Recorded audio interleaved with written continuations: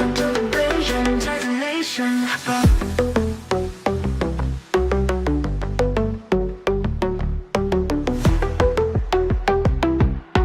Welcome to the Blazing Nation.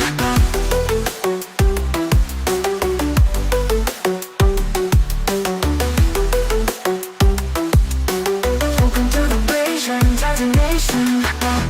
Welcome to the Blazing Nation. Welcome to the Blazing Nation. Welcome to the Blazing Nation. Welcome to the Blazing Titan. Welcome to the Blazing Titan Nation. Titan Nation. Titan Nation. Welcome to the Blazing Titan Nation. Titan Nation. Titan Nation. Welcome to the Blazing. Welcome to the Blazing. Welcome to the Blazing. Welcome to the Blazing Titan Nation.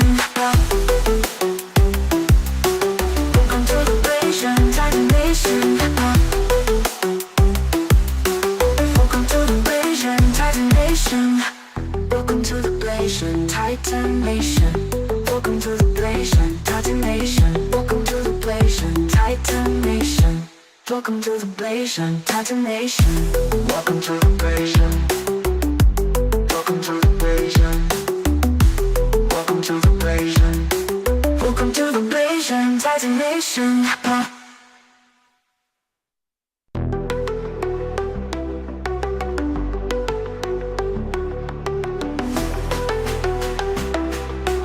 Welcome to the Blazing Titan Nation. Welcome to the Blazing Titan Nation.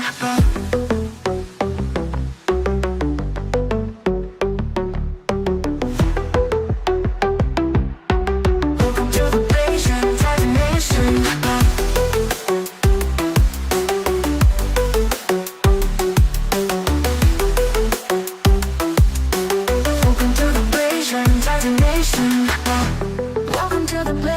Titan Nation. Welcome to the Blazing Titan Nation. Welcome to the Blazing Titan Nation. Welcome to the Blazing Titan Nation. Welcome to the Blazing Titan. Welcome to the Blazing Titan Nation. Titan Nation. Titan Nation. Welcome to the Blazing Titan Nation. Titan Nation. Titan Nation. Welcome to the Blazing. Welcome to the Blazing. Welcome to the Blazing. Welcome to the Blazing Titan Nation. Welcome to the Blazing Titan Nation. Welcome to the Blazing Titan Nation. Welcome to the Blazing Titan Nation. Welcome to the Blazing Titan Nation. Welcome to the Blazing Titan Nation.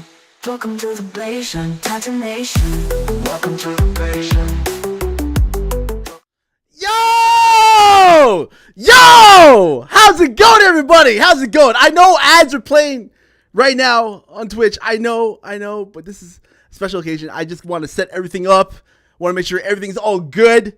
If you're stuck in ad jet right now, I feel bad for you, but I'm just setting up right now. Welcome in, everybody. Welcome in to episode 2, season 3 of the Blazing Titan Nation podcast featuring the lovely, the dude, the man, the myth, the legend, NEERIOTV. Okay, we are live right now. Welcome in, Meow. Welcome in. Okay, we got a minute and 30 of ads right now. I'm just gonna see if I can invite Neerio in. I know he's in here. Let me slide into the DMs here, because I know he's around here somewhere. I don't know if he's live. Is he live? Is he live or he's on my Discord? I have no idea. Is he on my Discord? I don't know if he's on my Discord. I don't know if he's... he should be live. He should have gone live. I don't know if he's live. Is he live now? Where is he? Audio is good? Good. Okay, we'll see when Neerio comes in. Where is he at? Okay. So, he is live. Let me just DM him real quick. I invited you. But this guy, he's amazing. He's amazing. Down to earth. Really, really nice. You know, love him. Love his community. He's from the UK. I think he's from London. And we're going to get right into it. He's a lover of Metal Gear Solid. Just an all-around good dude. I'm just trying to invite him because we're doing a stream together. Let's see. I'm going to give him a knock knock. There we go. There we go. There we go. And I'll wait for him to appear on cam. And then I'll transfer over to my screen. Hopefully you can hear. Can you hear his stream? Can you hear his stream? Let me just hold on. Let me set things up on my end here. All right. Oh, here we go. Accept.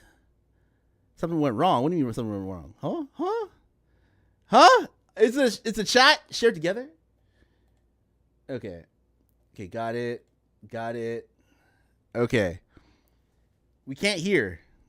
How come something went wrong? What went wrong? Huh? Share chat working. Okay, share chat is working. But I can't. Okay. Okay, let's try something. Let me try something. Hold on. Let me try something. Let me see if this works here. Okay. So this should be Neerio. I don't know if he has a cam or a webcam. But I think he has to go on his webcam and then I can turn on this audio. Okay. He's playing some tunes on his. He's playing the Punjabi mix, Michael Jackson mix on his stream right now. You can hear? Okay, can you hear? Who can you hear? I'm confused. No. I'm confused. Yo, the tunes on his starting stream. Yeah, he's got the Punjabi song. It's the Michael Jackson Punjabi song. It's the one where the guy like he danced on it on like Britain's Got Talent or something. Love it. Love the mix. Let me go. Yeah. Let me know. What's his music? Oh, it's Michael Jackson, I think Punjabi mix. Like Punjabi MC X Michael Jackson. Oh my god, I hear him. I hear Neerio. I hear them. I can hear you. Hold on. You have your cam turned on? Yeah. Okay. Let's go. Okay. You can't hear me. I can hear. Can you hear Neerio? Yeah, it's a share chat right now. So hold on. Tactical. I can hear you, Neerio.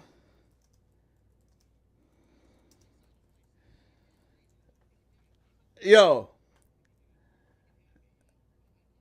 Oh, you can't hear me.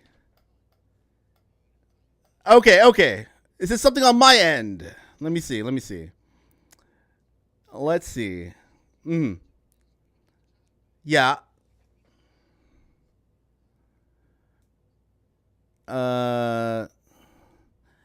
Hold on. Okay. And yeah. Okay. Let me I'll jump in. Like so if you go into your stream together settings,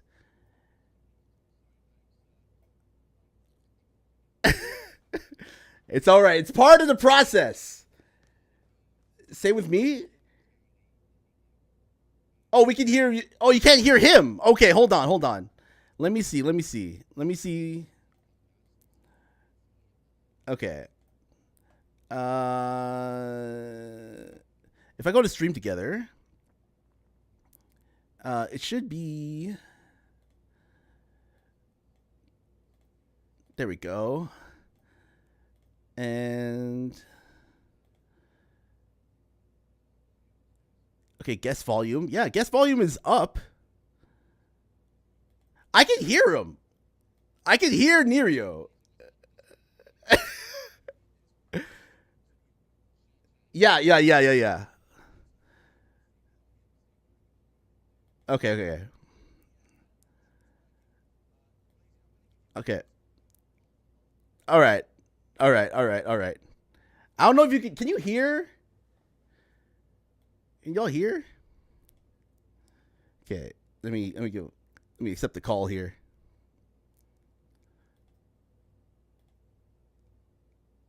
Okay. Hello. I cannot hear Neerio. Can you hear Neerio on my side?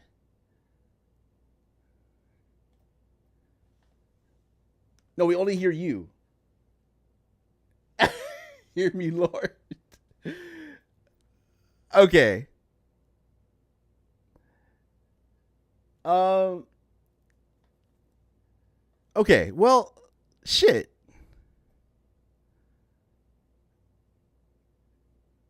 How? I can hear myself.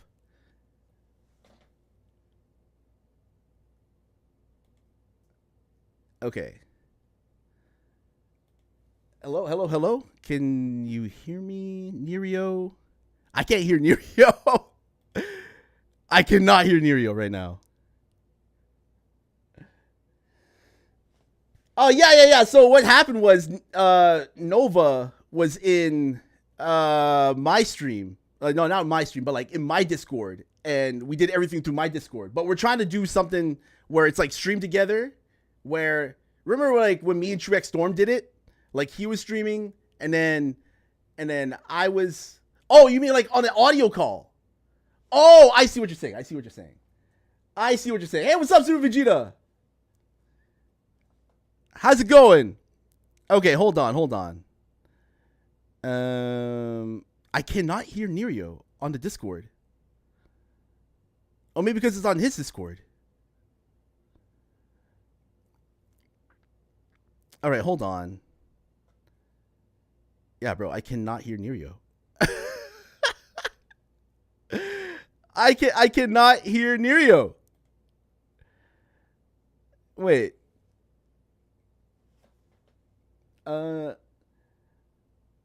Okay. Where is the voice? Okay, voice and audio. Okay. Mic check. All right. Yeah, everything's good.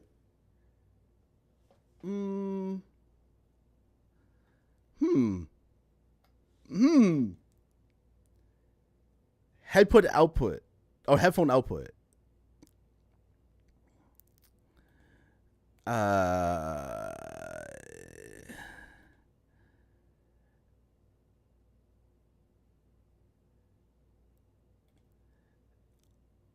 Okay, I could change it.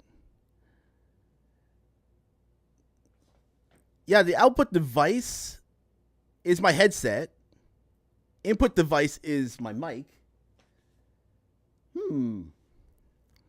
This is gonna be interesting. This is gonna be interesting, everybody. Can you hear me on my stream? Am I still going on my stream? Oh man. Okay. Hold on. Okay, you can hear me. Okay. So everybody can hear me on my stream, but you can't hear Neerio on my stream. That's the problem. That's the issue we run into. Cannot hear Neerio on my stream, and Neerio cannot hear me on his stream. I think that's the issue. We can try to make it work on Twitch. Focus on basic Discord for now. Okay.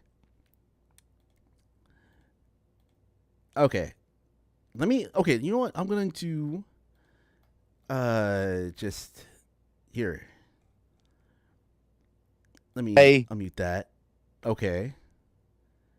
So I'll have everything unmuted. Can't call each other and yap about cats.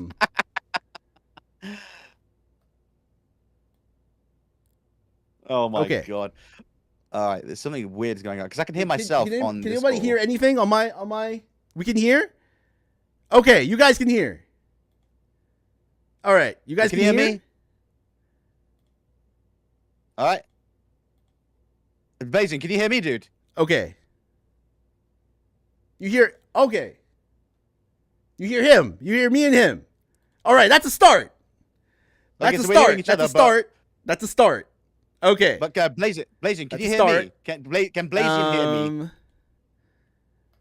Let's see if I could. I think the shared stream. If Blazing, if you Blazing, mute your mic on. Yeah, I think that's what's causing the conflict. All right. I can hear you, Neerio. Neerio, can you hear me? No, I can hear you fine. Can you hear me, dude? I can hear you. Whoa. All right. We're good. Okay. Now I'm gonna try video calling you so we can get you on camera on my. So if we can get you on camera, we can all see each other then. In that case. Yeah. I'm calling you now in, and let's try this shit. Okay. All right. Cool. Otherwise, turn on camera. Yeah, we should turn on momentarily. This is always the weird one when we're doing a Discord call. This is always going to be the weird one. It's going to be interesting. It's going to be. It is because my Discord camera. I don't know if. Oh my god! It's what it is because we're sharing on another thing. Yeah. Oh, is it like distracting it? Oh wait, something just came up there. Wait. If I turn on my Discord camera on this one right here, then I might turn off your camera. That's the thing. It might turn off your stream camera. Oh, I see. I'm gonna try something else. Okay, I think now that we've got the stream together thing set up, I've got one idea. I've got one other idea. Okay. So the main thing is I can hear you. The main thing is I can hear you. It's because the webcam's the webcam's being using elsewhere. That's why we need to have a second camera for this. So there's only one like thing a dual. We could do. Oh. Yeah. Okay. That's unfortunate, guys. Because we're broadcasting live with each other, it's just gonna have to work this way. But you know what? I think this could work. We can just all talk to each other. You can best stream ever. Wait. Is your camera working on if you turn on your camera on what do you call it on the stream together? Like if you go to the Twitch. Yeah, if I do that, let me see. Yeah, because it might turn off my. It's gonna say if I turn camera on, it'll say choose a webcam.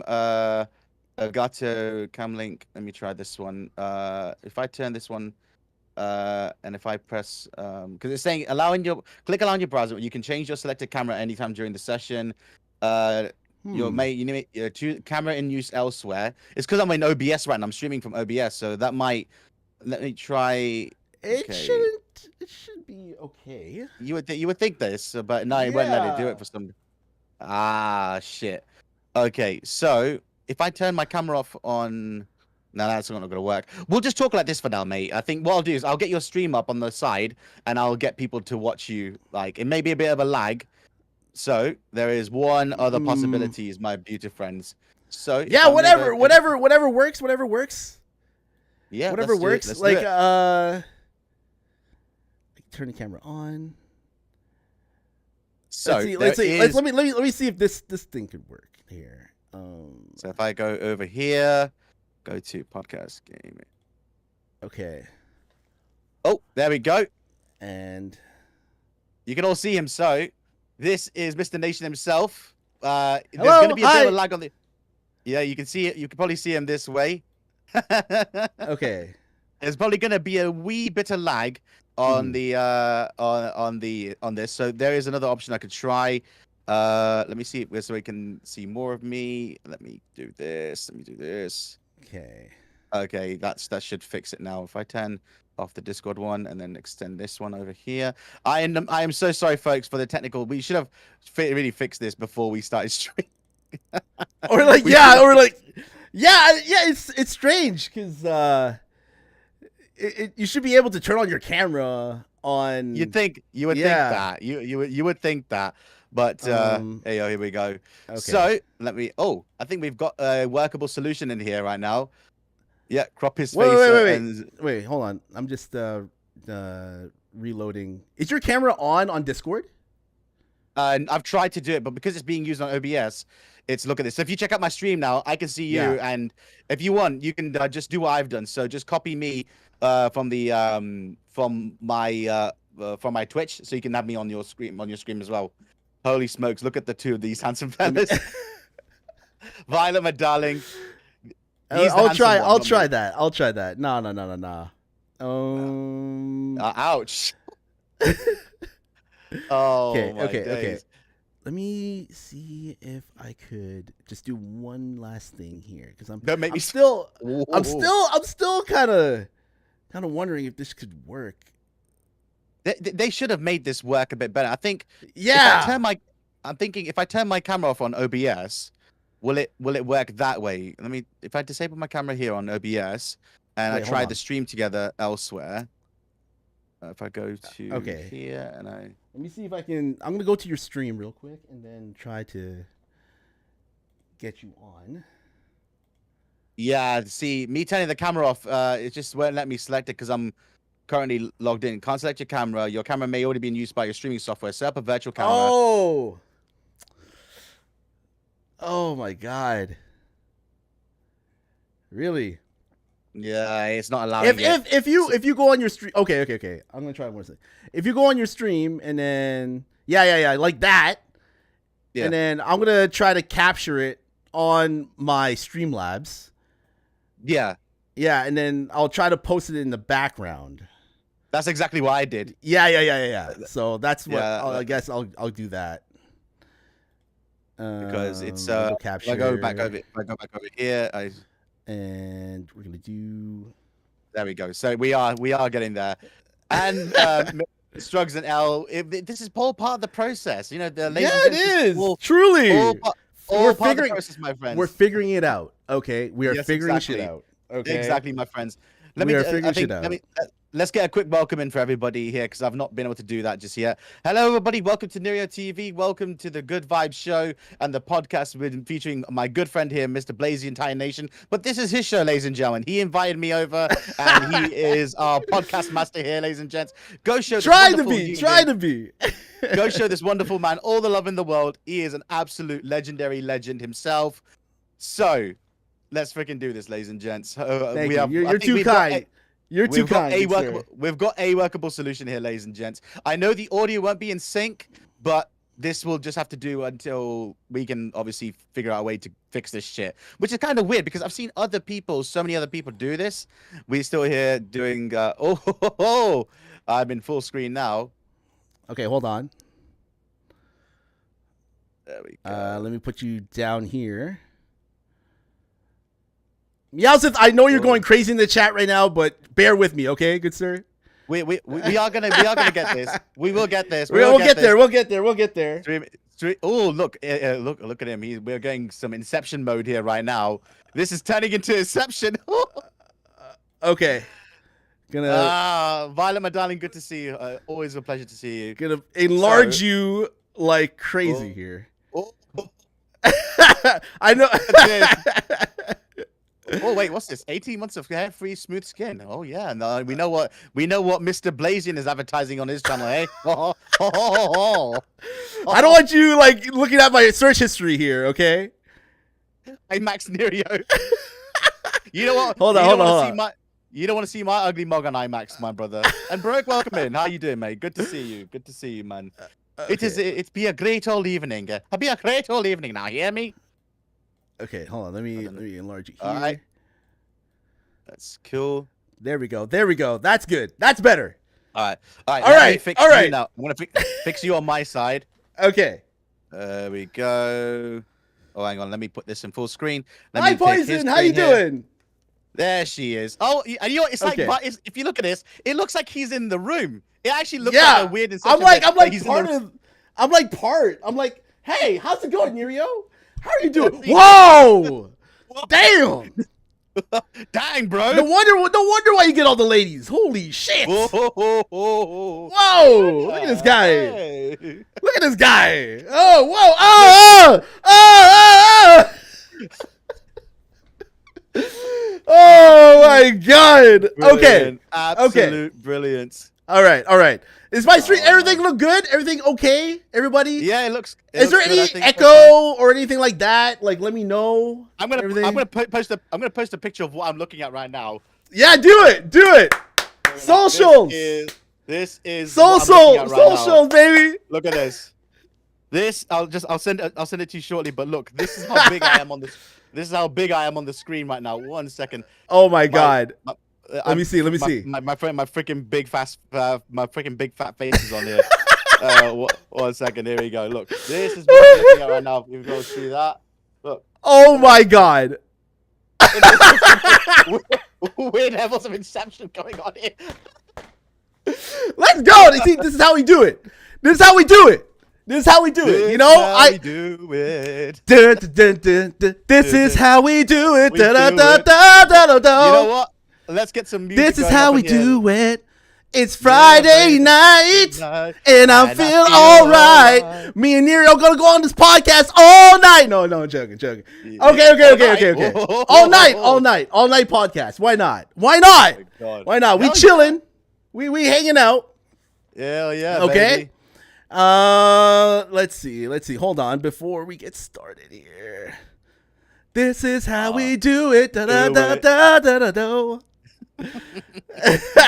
Hey, lady, thank you so much for the time, my darling. Another legend in the chat. Please show her love if you're not already. Oh, am I cut off? I'm a little cut off on your stream. I think it's because of how this. Hang on, let me fix this. Oh. There we go.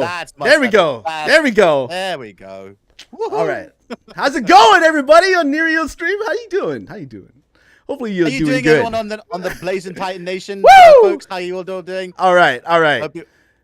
It's gonna be a good one. Because Podmaster. No, because you know, here's the thing, Neerio. I'm really excited because I've been, following you for a while now. I've been lurking a lot in your streams. I see how you do things, and let's all give a round of applause to Neerio because he's doing this thing out here. He is doing this thing. Oh my god, what the hell happened to the scene? What the hell happened? What happened to it? What happened? Oh, there you are. Woo! Clap it up, everybody! Clap it up! W stream right here. W podcast. Anybody who's listening, we finally solved all the technical issues as best we can. But this is part of the process. Okay, absolutely. This is part of the process right here, right now. And I want to, say shout outs to Neerio for, I would thank him. Thank you very much for, coming on here and just accepting this thing right here. Because again, I always wanted to talk to you. I know that you've been through a lot on this, not only just streaming journey, but in life in general. And I thought, to me, in my mind, I was like, okay, this guy is going to be a great guy to talk to have a conversation with. Okay. And I just want to start off, before we get into like the streaming, before we get into anything, I just want to start off with your life. Okay. I want to start off with your beginnings, your humble beginnings, your upbringing, like, however you want to talk about your upbringing, however you want to, whatever you want to say about it, it's totally up to you. I know there's like some things you want to leave out, and that's fine. But start off when you're like your parents, like where you're from, like what's your background, like just let me know, like from when you're born up until like, let's say like high school or something. Like what happened between then? How was your upbringing? Like how were you raised? Okay, so I'll give you a bit. So this is a story about a brown boy from the UK. Brown boy from UK. Let's go. Yeah, from the UK. So, hi, I'm Neerio, for anyone who's never met me before. I am 37 years old. I'm born and bred in the UK. And my humble beginnings. So, I'm born of Gujarati descent. So, answer the question, you bloody bastard bitch, Bencho. Well, that's the way I could probably answer it. That is Mr. Blaze, the entire nation chat guy. So I'm originally I'm born and bred in the UK. Come from a family of 3. So I've got 2 older sisters, and I come from a very big family. Just my family size alone, my mom comes from a big family as well as my dad does.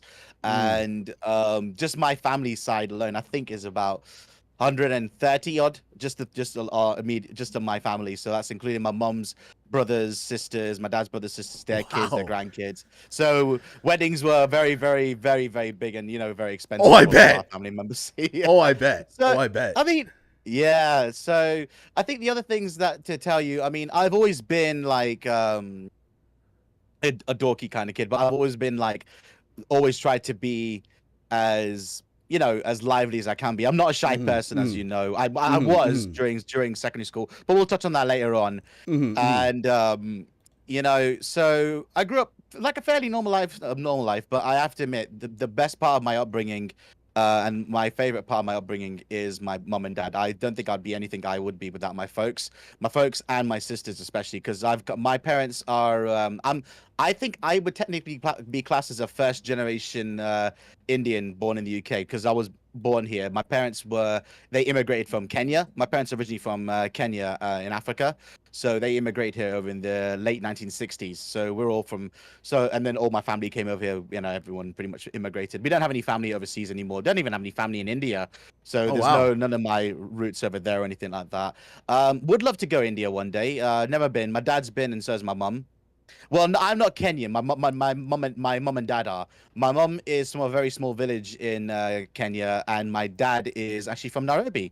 So it's I think most of my sense of humor, oddly enough, comes from watching cartoons with my dad. So I've been watching Looney Tunes cartoons and Tom and Jerry and all this other stuff with my dad, and I think my laugh pretty much comes from him. If you ever heard my dad laugh, my dad's got one of the most infectious laughs in the world. Like, it's one of those ones that it just sounds so funny that we've secretly recorded him laughing at watching Russell Peters. So he was. Oh my God! I love Russell Peters. I'm sorry. I love. Keep going. Sorry. Keep going. No. Share your enthusiasm, mate. Yeah. I fucking love Russell Peters. I love Russell, mate. I think a lot of my sense of humor also comes from Russell's and watching all these comedians. So, I mean, I've got actually a school friend of mine who could probably corroborate this. I think he might be lurking in the chat or might be watching. I'm not sure if he is, but if Chris is there, hey, how you doing? So, I went to primary school, which is like elementary school for American friends with Chris. So out of everyone in the stream, he's known me the longest. Then after that, it will be Millie, Militant VJ. So always been a gamer. First gaming console was actually a Nintendo Game Boy, an original Nintendo Game Boy. Yeah, that was my first experience, and there's actually pictures of me opening that on Christmas morning with a copy of Tetris and what would be Batman. Those were my first games on the Game Boy. Not Tetris and Batman. Yeah, wow, man. And the best part of Batman was Batman actually used a gun. In that game, Batman uses a gun. Wait, he killed people? He kills people in the Batman video game on the Game Boy. He kills people. So it was the weirdest going thing. Against his one rule, killing people. Exactly that, mate. I mean, to be honest, let's face it, he did that in Batman v Superman, but ayo.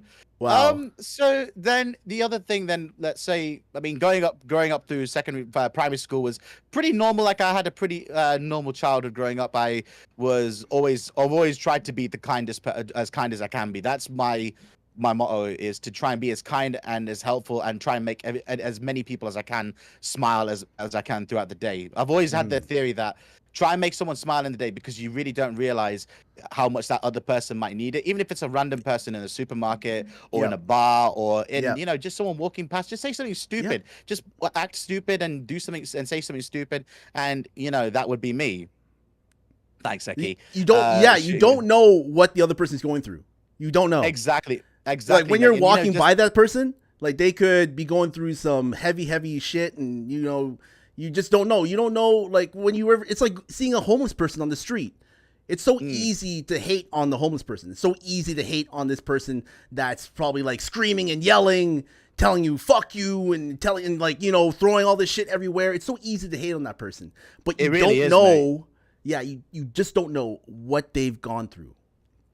You Exactly, don't mate. And know I their think, history, and that's yeah, it. That's all. That's all. Like it's like your reaction is, obviously like people react in a hateful way. Obviously, they tell the I don't know how many times I've seen violence against like homeless people, and it is what it is. But at the end of the day, from my perspective, like if they're attacking me, yeah, I'll defend myself, but I'll also try to talk to them and be like, whoa, hey, relax, and try to, can I help you? Like, I don't give money, by the way. I never give money to a homeless person. no, I neither do always, I always try to give them food. I always be like, Mm. okay, do you need to go somewhere? Like, do you need like a lift somewhere? I can pay for your bus fare or whatever, but I never Yeah. give them money. I never, like, when they ask for change, I'm like, no, I'm good. No, and I think that's I learned that, I kind of learned that the hard way myself. But to be honest, that is actually I'm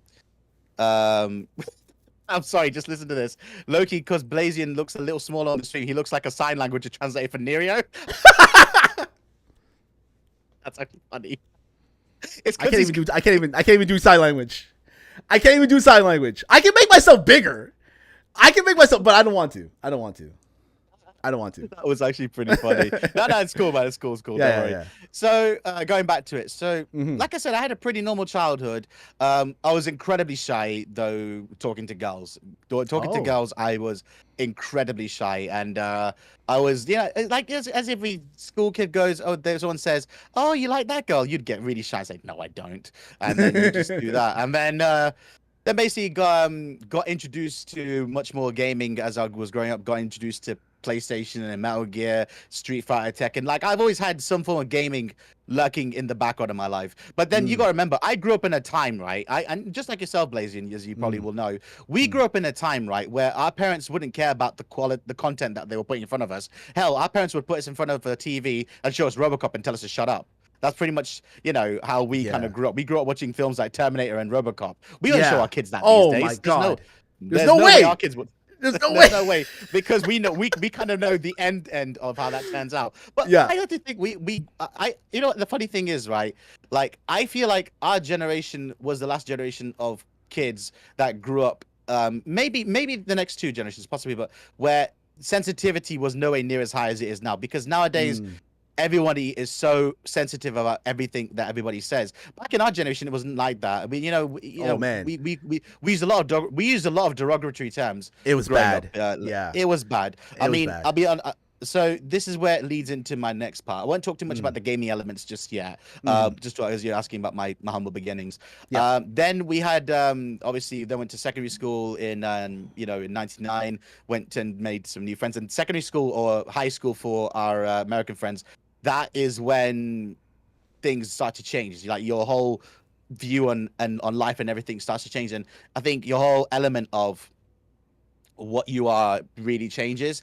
And obviously going into the 2000s was very tough, obviously for one solid reason, because of September 11th and the racism that followed after that. So had to deal with that quite a bit. And then it was very tough being of colored descent, but being an Asian kid, or even my parents and my cousins, we had there was that prejudice that was there all around, saying this, that, and whatever. It wasn't as bad, but I mean, I've witnessed it myself. There's, I've got a story that I try not to share off because it was pretty traumatic for me to go through that. Not many of my school friends know this, but basically I got called a lot of racist terms on my way home from school once, and I ended up having to run for it just to avoid all the shit that was coming my way. And luckily, I managed to lose the people that were basically harassing me, but I won't talk further about that. And then as school went on, just pretty much lived a pretty average life, pretty average. I mean, but I was incredibly shy. And then I think I went, like every high school kid or secondary school kid,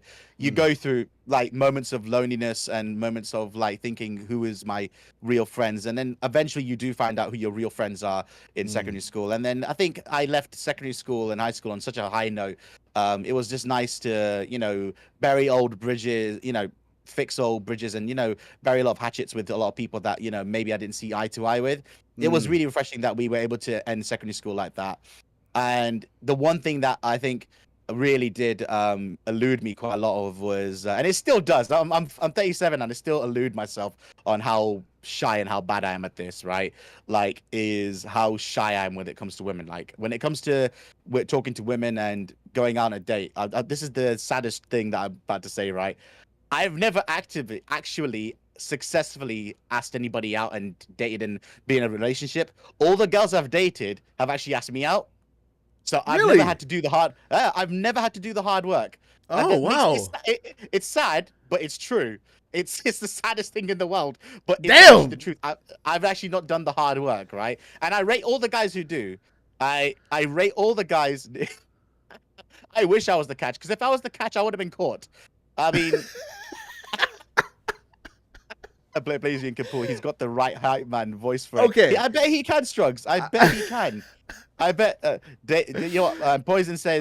Poison and Meowth is saying. Meowth saying dating is. Yeah, dating is hard. It's super hard. Oh my god! Like, super... Neerio, you are very lucky to have women approach you and to ask you out. Okay, you're very lucky. I had the total opposite happen to me. So I'm always doing the approaching. Approaching. And rejection is what it is. You gotta be rejected in order to weed out the person that's not right for you. I don't think rejection is bad. It sucks in the moment, yeah, but at the end of the day, it's like, there's again, correct me if I'm wrong here. There are more women on this planet than men. Okay? Yep. Like, correct me if I'm wrong. There are more women on this planet than men. So if one rejects you, it's fine. It's okay.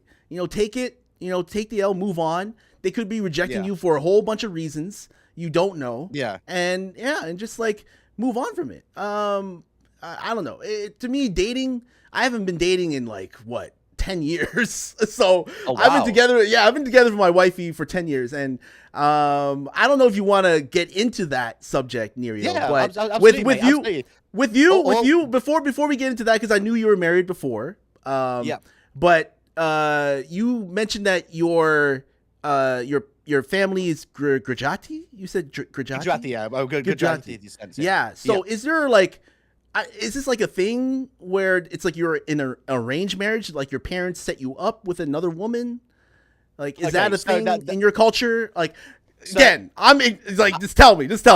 I'll step in here because this is actually quite a common misconception. Yeah. So the idea of arranged marriages is mainly used in a village level. It was used like that over in India and even in Africa to a degree, but it was more like, you trust the family judgment that these two will make a nice pair. It wasn't like, oh, you're going to marry this person and that's just it, right? It didn't work like the way, especially for my mom and dad. My mom and dad are prime example of two people that complement each other really, really well.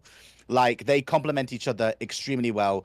And I think it comes to a point in that where it started to westernize. Like, I would say in the late 80s going into 90s, the whole tradition and the whole ideas of how marriage worked really started to westernize, and people started it wasn't an arranged marriage. It was more like, here, I know somebody who's single. Do you want to go on a date? And they pretty much went on dates, and they actually got to know each other that way. My sister went through the same thing. Funny story with my sister, my elder sister. My brother-in-law saw her for the first time at a wedding, and I think they saw each other, and then he found out basically he wants to be with her, and he ultimately said, look, I don't want to be with anybody else because I really like her. And they ended up getting married, and they've been married now, I want to say 32 years now. Wow. Holy shit. 32 years and got two great kids. And my other sister has been married now for about nearly 20 years, coming up to 20 years now, and they've got two wonderful kids as well. And the idea is, when they got married, it wasn't pressured on them. There was no way to say that it was pressured that you must marry. It was almost like encouraged, because I think in our parents' days, in my sister's days, they wanted to see they just want to see you settled and be like, you know what, we know they're okay, and if we're not here, they at least got a partner with them and they're okay, like that. Hey, Bold, how you doing, bud? Hi, Bald. What's up, bro? Yeah, so Also, Indica, I see you, man. Thank you for coming in. Hey, chai and biscuits. That's who I'm talking about right there. Mr. Seafood Chris is one of my oldest friends in the world. Big shout out to Chris. You know Is that what? the guy you were Chris talking about earlier? Yeah. Is that it that's was, your childhood friend? Yeah, childhood friend. I've known Chris now effectively Woo! 35, 37 years, 35, don't know, 30 years I've known Chris. 30 So he's years. Holy. Yeah, me and Chris have, you know what? And you know what? Yeah. When we see each other, we speak to each other. It's like Yeah. we haven't seen we've just seen each other. He's such a great guy. Mm. But yeah, going back to my story. Yeah. So basically, the arranged marriage thing isn't a thing like it used to be. And even now in India, the idea of arranged marriage notion, I believe, is more or less gone. Culturally, India has now become more westernized. I mean, you should see the way girls dress in India now. They are extremely westernized. They're not as conservative as they used to be. Thank you so Really? much. Yeah, Really? they're not as conservative. Yo, believe me, they're a lot more modern minded, mate. And they play the game a lot harder. They do. Do they twerk? Are they twerking? I think they are. I mean, like, go watch Indian cinema, mate. The entire. I don't know, man. I don't know, bro. Like all the ladies are not twerking. I don't see like a lot of brown women twerking. Okay. I don't know. I don't know, man. They're not twerking. They're not shaking their ass. They're not doing that. Oh, mate. You know what? There's the other side of Indian cinema that you haven't seen. Then. Oh, really? Yeah. Yo, tell me some of the movies. The shows that I want to see some Indian ladies twerking. I want to see some thick Indian booty twerking. You want to see the thick Indian booty? Okay, so go look at the following actresses. Okay. Katrina Kaif. Okay. Deepika Padukone. Whoa, slow down. Whoa. Neerio, slow down. Slow down for a sec. Hold on. So first off, you know what? Bipasha Basu would be a good one to look at. Look at Bipasha Basu. Wait, just spell out. Someone spell in the chat. Someone spell in the chat. Someone spell in the chat. And then like I'll screenshot it. I'll screenshot it. I'm gonna show you who I'm talking about here. So 1 second, folks. I will show you. It's for research purposes, okay? It's for science. So this actress here, if I can find her, yeah, she was one of the earlier. She's one of the earlier sex symbols of our time. Yeah. Very, very, very like much a sex symbol. If you watch her music videos, she's like that. Aishwarya, oh yeah, and Aishwarya Rai. If you look at her, yeah, and Aishwarya Rai was considered at one point to be the most beautiful woman on the planet. Really? If you look at her, she was considered at one point to be the most beautiful and stunning woman on the planet. She won Miss Universe. Oh, like is this before or after Priya Chambak or like what's that? Priyanka Chopra. Yeah. Way before her. Yeah. Way before that? Okay, way before. Yeah, she was like she's old school. Okay. So that is Aishwarya Rai, and she's now married to the son of one of the most biggest actors in Indian cinema. But we can spend here all night ogling women. We can do that. We could turn that into this kind of stream. No. The point is you mentioned that like a lot of the women are now westernized. And I don't know how Western they are. Like you said, they dress up Western. So they dress up like half naked. Like, are they wearing bikinis? Are they wearing like booty shorts? Oh, like, yeah. Like what are they doing? Well, as Strugs is saying, I'm very educated on the topic, mate. I was born in this culture. What the hell do you think, bro? I was born into this culture. That's exactly what it is, mate. So like there's videos of that, but you know what like I said to I think me and a couple of my family used to agree with this, that because in Indian culture the sex and the romance and the beauty is all subtle. There's no subtlety now left in Indians. Yeah, there's no subtlety left. Like okay, so here's a funny thing for you. Back in the day in Indian movies, couples wouldn't kiss each other. There's no kissing and sex are not allowed in Indian movies back in the day, right? It was not allowed. It was taboo to see that shit, right? Whoa. Fine, there was some movies would show it. Not obviously, it's not hardcore porn or anything like that, but it would basically imply that something's happening. But wait, hold on. Sorry, Neerio, sorry to stop. Isn't the Kama Sutra like? Isn't that Indian? Oh yeah, no, yeah. We developed. We have got the biggest population in the world, and we developed the fucking Kama Sutra. Yeah, sex is still off the table for conversation. Really think about that. That is the truth. That's fact. Oh, okay, yeah, okay. Are you okay? So the population right now bigger than China. Yeah. I think. No, Oh no, my China, God. What? China's Woo! number one, I think. China's Maybe number should forget one. Daisy Mr. Indian news when it India comes is probably second, right? Yeah. India's second. Yeah, India's got 1.6. China's, I think, in the 2 billion. Yoga Tantra and Kama Sutra. Yeah, they come out of India. Oh You know what? my God. Ladies, Indian men know how. More people per capita, and yet we still can't talk about it. We still can't talk about. Why not? We can't- Why not? Are you allowed to have more than one child? Oh yeah. Oh, bro. I know people in India I know people on the western side part of the world who come from families. My family, my mum is one of 9. My dad is one of 6. But I know people who've got like 10 kids in their families. So clearly, something is clearly happening. Y'all are horny as fuck. Y'all are horny as fuck. Oh my God. Y'all are horny as fuck. Oh my God. How is China beating you? I have no idea. I don't know. No clue. India slap. Oh yeah, and also we're the only nation in the world that makes our slaps really hard. Believe me, an Indian slap is something that goes around in the echoes. Oh really? So when you're slapping that booty, it's like clapping. It's not the booty. It's like the echo. Yeah, Russell Peters has got great bits on this. See, it's not the booty that they slap. If you watch Indian cinema, most of it is face slaps. It's mostly face slaps, mate. Okay. Oh, face slap. Oh, mate, you know what? A face slap says numbers in word. Okay. It speaks volumes, mate. But you know what? I am very, very, very proud of my heritage. Regardless of some of the corny stuff that happens in it, I am a very proud person of my heritage, and I embrace all the weird things that come out of it. And even, I'll tell you something, and even ladies, Kama Sutra, like I said, comes from brown men. Just let you know. Wait, say that again. Hold on, what? I said brown people invented the Kama Sutra. Just ladies, keep that in mind. Ah, I see. I see. I mean, like that's okay.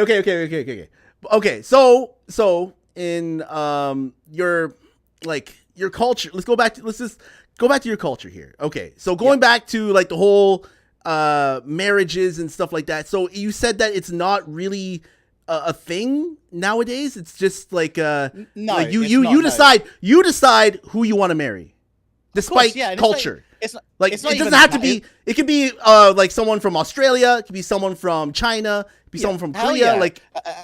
Hell yeah, and you know what? It's even more. We've become a lot more liberalized. The whole world has become a lot more liberalized in that world, and I think a lot more. There's a lot more leniency, and I think it's come to a point now where, because the divorce rates have gone sky high now, and I think relationships aren't lasting as nearly as long. The culture has now shifted to a way that people are allowed to pick who they want to be with, but then also in our culture, but then also the idea that people are like, when I was growing up, the idea of living with your partner was still very taboo. Like with my ex-wife, I'll lead into that story in a bit, but the idea of living with your partner was still a taboo subject, right? It's not a wait, how do you get okay, yeah, go on, sorry. So that idea was still taboo growing up. But okay. I think now that life has moved on and so many things have happened that way, people are now they're not accepting it. And then I think it's now come to a point where people are free now to go be who they want to be with. And I think in doing that, that's freed up the whole cultural thing. But I think the other thing, there's a plus and a con to this whole thing, because, with marriage in our culture, and Chris will know this more than anything, right? In Indian culture, they still heavily put this whole thing of, you're not just marrying the girl, you're marrying the entire family, right? You have a duty to the family. And I witnessed that myself when I was married. I witnessed that quite heavily myself when I was married. And my sisters went through it as well when they got married as well, where you're not just, like, for girls it's different, right? Because girls are literally marrying into another family, and in olden days, it's typically like, we're sending you to a family, and divorce was never really an option there at that point. So okay. It was never an option. It was basically, but then in doing that as well, till death do you part. Like that's like there's no separation, no I don't like this guy anymore. Or what happens if somebody else cheated? Like what? Yeah, that's the thing, mate. Because in those days, it was the idea of bringing dishonor to the family, right? Like Asian culture, I think. Chinese culture may have this as well, but Indian culture have this. Well, Chris says it right here. Got asked about marriage when I met family after 10 weeks of dating. He married he's married, his wife's 10 Gujarati weeks as well. of dating? Yeah, see there are some families that are still that conservative. They are, but then I think they've had to loosen up the reins a little bit. But you know Yeah, what, dude, though? I mean, loosen like you gotta loosen that up. Like far Exactly. beyond. I can't imagine if I was dating my wifey and her family was like, so you plan on marrying her after like 10 weeks? We don't even know each other. That's like not even No. knowing each other. Like you No. don't even know the person. You don't know the person. You have to live with the person, in my opinion. This is my opinion. I'll let you go on, but you have to live with the person for at least a couple of months. Like get to know them day by day in, day out. You know, that's how you know if you want to marry the 100%, person. mate. 100%. Okay, keep going. 100%, bro. And you know, Yeah. like just reading Chris's message, father sat me in a corner and talked about paying for a small wedding. See, and I believe that story very well because of the fact that there are some instances like that. The irony, and this is my story now, where I'll lead into my marriage and stuff. So how my shit went down. So I met my now ex-wife when I was 20 years old, and she was 4 years older than me, and we were pretty much on and off a lot for my 20s. Right, my 20s pretty much involved until I was 29. It was involved a lot of us being together and breaking up, and that was pretty much what our relationship was. And Wow. then, like when we became official, when I got down on one knee and I proposed to her and we were getting married and stuff, her family were actually the ones who were basically trying to encourage us to live together. And honestly, I thought, I think at that time, and it's well known across the entire, of the family and culture and stuff, that it's not as in my family, it wasn't as known to do that. It's not a known thing for people to do that. But I think when I went through my divorce, though, my parents have finally seen that, you know what, this is where we need to go now, but I value that experience. I don't hold that against anybody. What happened in my marriage, I don't hold that against anybody because that was my experience. Okay. I don't hold any contempt at all for anybody because I've always and I've had arguments with people about this, right? That people have said, you know what? Oh, I wish you would have listened to us. I wish you'd have done this. I say to people that, do you know what? At the end of the day, I don't think of life that way. I don't think of life as it's about me making my mistakes. I don't think it's a mistake. I call it a life lesson. It's a journey that I'm still going through as part of my book. Right. There's always going to be ups and downs. And I'll tell you something, mate, the hardest part of your 30s, now that I'm up to my 30s, dating in your 30s is one of the hardest things in the world. Trying to meet a sane person in your 30s is fucking horrible. I know. Okay. Let's back up for a bit here. Okay. Sure. Because this is, you mentioned before that the women that, asked you out, you never asked them out, but they asked you out. Is this one of those females that asked you out? Yeah, she asked me out. My ex-wife actually asked me out. Okay. And I was I'll never forget this. We actually walked through the Caribbean Carnival. And for anyone who knows from my hometown, if you know what the Caribbean Carnival is, it's a lot of food and a lot of weed. It is a lot of food and weed, right? And we walked through that. We walked through that entire park, just obviously thinking of stinking of weed in boy voice. My wife. I mean, you know what? It was weird because you walked through like a smoke cloud, effectively, and then she asked me out, and I was still a bit on the fence of whether or not I want to get into a relationship because I'd just gotten out of another relationship at that point, and it wasn't a rebound, but this was more like I like her, but I'm just not 100% sure because she's obviously 4 years older than me. Vicky Park turns into Kingston. Yeah. But yeah, and then she asked me out. Then but while I was at university, I got asked out by another girl. We dated for about 3 months, and that happened. And when I turned 19, my first girlfriend actually asked me out as well. So like the funny thing though, the irony is though, the first girl I ever asked out, she said no to me. And then 2 weeks later, she asked me out, and I said no. And I didn't do that out of spite. It's just at that point, I just didn't feel the interest in that point. And I don't know if I come across as a dick for that. Hey, Welsh Viper, thank you for the gifted sub to Violet. Thank you so much, my friend. W gifted. Yeah, let's go. So, yeah. But so... but this woman, your ex though, your ex-wife, you said you've been seeing on and off throughout your 20s. So at what point did you get married? So I was 29 when I got married. I met her when I was 20. We got married at 29, and then we 9 separated. years.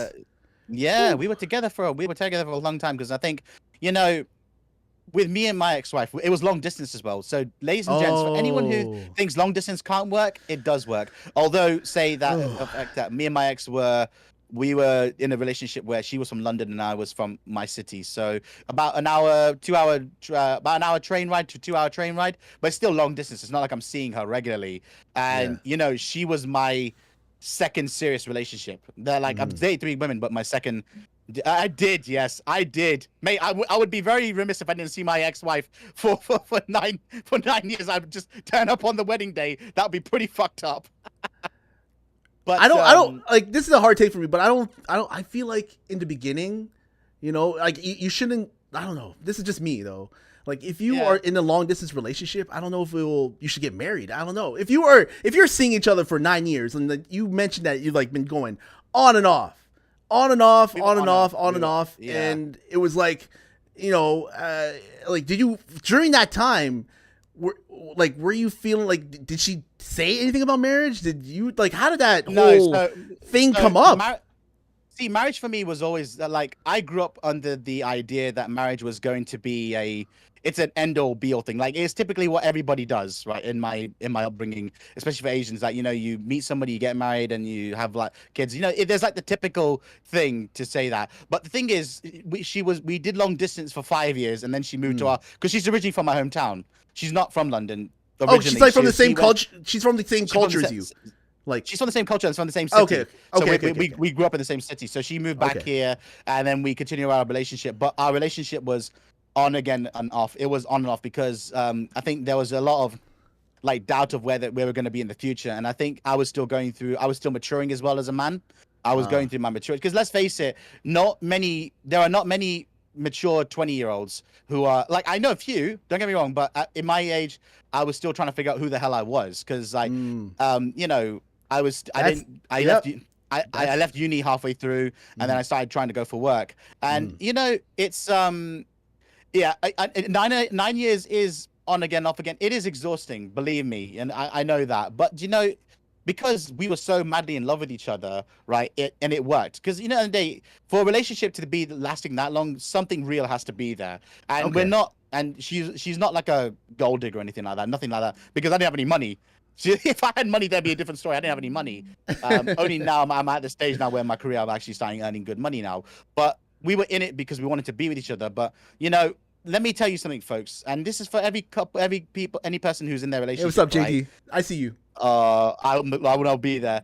If you have to pay, it's not love. Yeah, of course, mate. And I think in our marriage became quite difficult towards the end. It really did become difficult towards the end because the truth is you really don't know somebody until you live with them, their habits, the way they are and everything. You know, you really don't know who that person is. Right? What did I just say? What did I say? Like I'm sorry. I'm just, that is just a big thing for me. Big thing. You said it, man. Like it's just, you said it. The thing is that when you live with somebody, you know, it's like meeting someone online and then you're talking with them over a screen. Yeah, like during those times when you're talking over a screen, you're saying I love you, I this and that, but you're not really there with each other. It's just over a screen. You're not really feeling their energy. You're not really talking to that person. You know, you are talking, but it's not there. It's not right there. You know, it's not together. You know, there's a difference between talking over FaceTime versus talking over like coffee face to face. You know, there's a difference between that. That's with all the dating apps, all that. Go ahead. But I will say this much, mate, and I will say this much just to add on to this, right? And I'm saying this purely out of respect to everybody here, but I've got to keep a little bit of self-respect. But let me just say that when you're in a long-distance relationship and you've not seen that person for a long while, let's just say you are overly happy to be there with them. And I'm going to let you put together what that means. But, you know, we just enjoyed each other's companies. There were times when I used to go over to go see her and we would just want to just chill together. We just like, you know, watch a movie together or just chill. We didn't want to go out and do all the sightseeing crap because we just wanted to enjoy each other's company because we longed for that, you know, for that kind of thing. And I think, Gano got curtains on the curtains again, chat. I love you too, Meow. Don't worry, I got you. But you know, it's like enjoy each other. Not that way, you dirty bastard. But you know, we're Yeah. all grown adults here. But you know exactly what Yeah. I'm trying to say, right? I know. What it Yeah. is that Mhm. yeah, like you know, there's that build up of feeling there, right? There's that absolute build up of feeling where you miss each other, and then you just want to spend time with each other, and that's why our relationship lasted as long as it did. And you know, Mhm. even after we separated, we were still talking to each other. We were still civil with each other, and you know, I've never. You know, she's gone her way and I've gone mine. She's doing her thing, I'm doing my thing, and we ended our relationship with a lot of mutual respect with each other because there's Okay. no animosity. It just unfortunately the marriage just didn't work. And sometimes Mhm. marriages, the kids, they do end because just two people aren't compatible. This not doesn't have to end with somebody just cheating on you or you know lying or anything like that. It ends because two people's views and how they see life, you know, Mm. just doesn't line up. Absence made the heart grow harder, stronger. I mean, Mm. you dirty Do you bastard. do you feel as though you need to get married to have a strong relationship? No, God no, no. No. I'm gonna tell you something, mate. I've been through that little trip myself. No, you just need to find somebody that makes you happy, bro. Mm. Find somebody that makes you happy, and you can live a wonderful life with, mate. And you know, as long as you've got that, then that's all that matters, mate. I mean, how long? Yeah. So, Blazing, let me ask you a couple of questions then, Yes. bro. So Yes. let me turn this over to you. Yeah. So tell me about yourself, mate. Tell me about your humble beginnings, where you're from, and tell me about your relationships and stuff like that. You set the scene now because I think all my viewers are now tired of hearing me talk. So it's up to you now, man. Go for All right. it. You ready? You ready? Go for it. Okay. Yeah, go for it, man. So, my mom and my dad are from two different countries. So, I'm from Canada. Okay. I was born here in Canada. Okay. Okay. My father is from Trinidad, and my mom is from Ooh. Philippines. Okay. Ooh. So they had kids with other people. They were married before. Okay. Okay. Now So when you they got had stepbrothers and sisters. yeah, but I call them my actual brother and sister. Like they're just Oh, that's they're sweet. just part of like, you know, I don't have any biologically like okay, but like between me, my mom and my dad, I don't have any other siblings, but they have their they had kids like from before in their marriages, and I just call them my brother and sister. Like they're part of me. Oh, So that's really sweet. yeah, That is. yeah. It's like when they come from their respective countries to Canada, they met here. They actually met at a church, and a Christian church. And wow. I don't know. I think my dad was really into my mom. Like my mom wasn't really like she was not really into him. Like she thought that, you know, she was into he was into her friend at church, but she already had kids, right? So she didn't want Okay. any more kids. So, but my dad was like, no. You are the one. You. Like I want you, and that's it. This is Wow. this is all coming from my mom, by the way. So again, this is what she tells me. So Oh, wow. they met each other, you know, and had me. And yeah, unfortunately, my father passed away when I was only 1 year old. And I'm so sorry, bro. yeah, it sucked. Oh my God, hold on one sec. What is this? Oh, this Is that's just it an advert. an advert? Oh God. Okay, hold on. Let me. It's an let me ad. Don't just- worry. It'll Okay, happen, okay, mate. okay. Don't worry. Um, Nerio has become an advert on your screen. but yeah, no, it's like one of those things where it for me, especially when both my parents had me, I grew up without a dad. Like I lost my dad when I was like 1.5. Like Oh, like wow. it was it was like around Father's Day when I lost him. So every time Father's Day comes around in June, I feel kind of low in a way. Oh, dang, Like man. there's some moments in my life where I feel sad, and then like some moments where, and like when I was younger, I cried because I was just like, man, I don't have a dad. This sucks, and it was very Right, hard for me right. to find like a father figure in my life. Mm. So I can imagine how hard that- that must have been, bro. oh, it was fucking hard, bro. Like you had both of your parents, right, Nerio? Like growing up. Yeah, I've Yeah, got both your my parents. They're- Yeah, both your so- parents. So like, if you have both your parents, you are definitely in a better. I don't know. In my opinion, this is my opinion. For what I can see, you are definitely in a better situation than me. I mean, it is what it is. Like, you know, I mean, I there's a lot of understand- people out there who have single mothers and they grow up fine. But if I had that father figure, like I understand, maybe my life would be different. Maybe I wouldn't have like a hard childhood. You know, my childhood was pretty rough because my mom was seeing a whole bunch of different dudes. And anybody out there who has a single parent and they're seeing another person on the side and they're like bringing home this stranger and they're like, you know, telling you what to do and shit. It's just like, no. And then it was like really hard for me to grow up like that. You know, it sucked. It sucked. And, you know, I fought with a lot of like the guys that would see my mom and, wow. Oh man, like some of them were waste. My mom has terrible taste in men. Oh my God, she has terrible taste in men. Wow. Oh God, if my niece and nephew were in here, hopefully they're not in here, but hopefully no one in my family is listening to this. But damn, man, she has terrible taste in men. Dude. And growing up like that really put a damper on my life. And you know, especially since I'm Blasian, I'm mixed. I'm half black, half Asian. And I didn't know my father's side of my family until I was 15, 16, and I had to like push my mom to do it. I had to literally tell her, "Hey, Mom, I need to see or meet my father's side of my family. Gotta make it happen. Make it happen." Because you have to understand, as a kid growing up, like I was hanging out with Filipinos, I was hanging out with black kids, I was hanging out with like a whole bunch of different people, but I didn't know who I was. I didn't know exactly, like, am I Filipino? Am I black? Am I like, what am I? Am I Asian? Am I black? Like what am I? The whole you didn't know who you were. Yeah, the whole mixed identity thing was real for me because again, like when I was in the Philippines, when I was surrounded by Filipinos, I was the black kid. When I was outside with my mom, nobody knew or nobody recognized that was my mom. You know, like think of your stereotypical like Filipino lady and then put her beside me. Like I had an afro when I was younger. Like I did not look like my mom's child. You know, wow. I looked like a black kid when I was younger. Yeah. And you know, it really was rough. Whenever I went out, I would have to say out loud, "Mom," you know, "Hey, Mom," because nobody believed that I was with her, you know, or she was related to me. You know, it's the same thing with my nieces and nephews, you know, but like my mom, she brought over her kids from the Philippines in like 1996. So I was like around 7 years old at the time. And like my sister got pregnant like, I don't know, maybe a year in when she got here.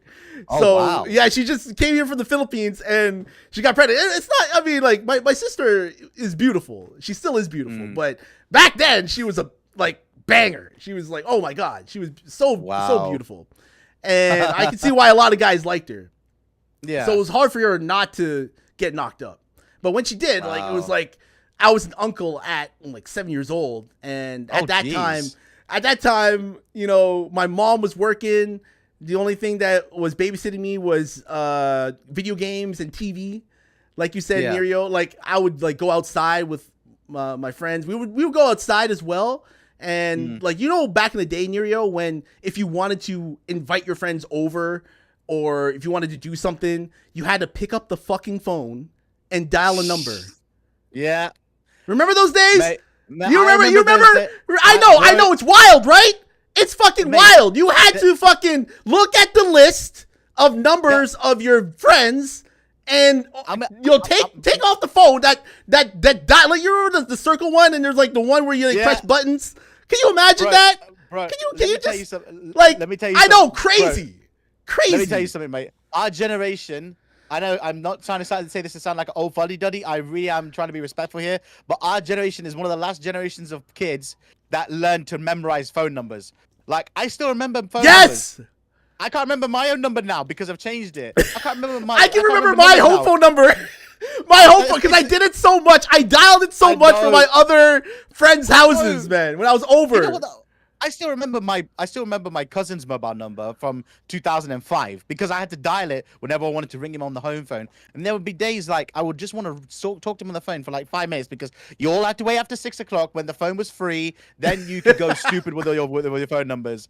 And you know what? That's the best. That was the best part of our childhood because we actually had to use our imagination, our minds. I actually think also our generation was one of the last generations to want to play outside.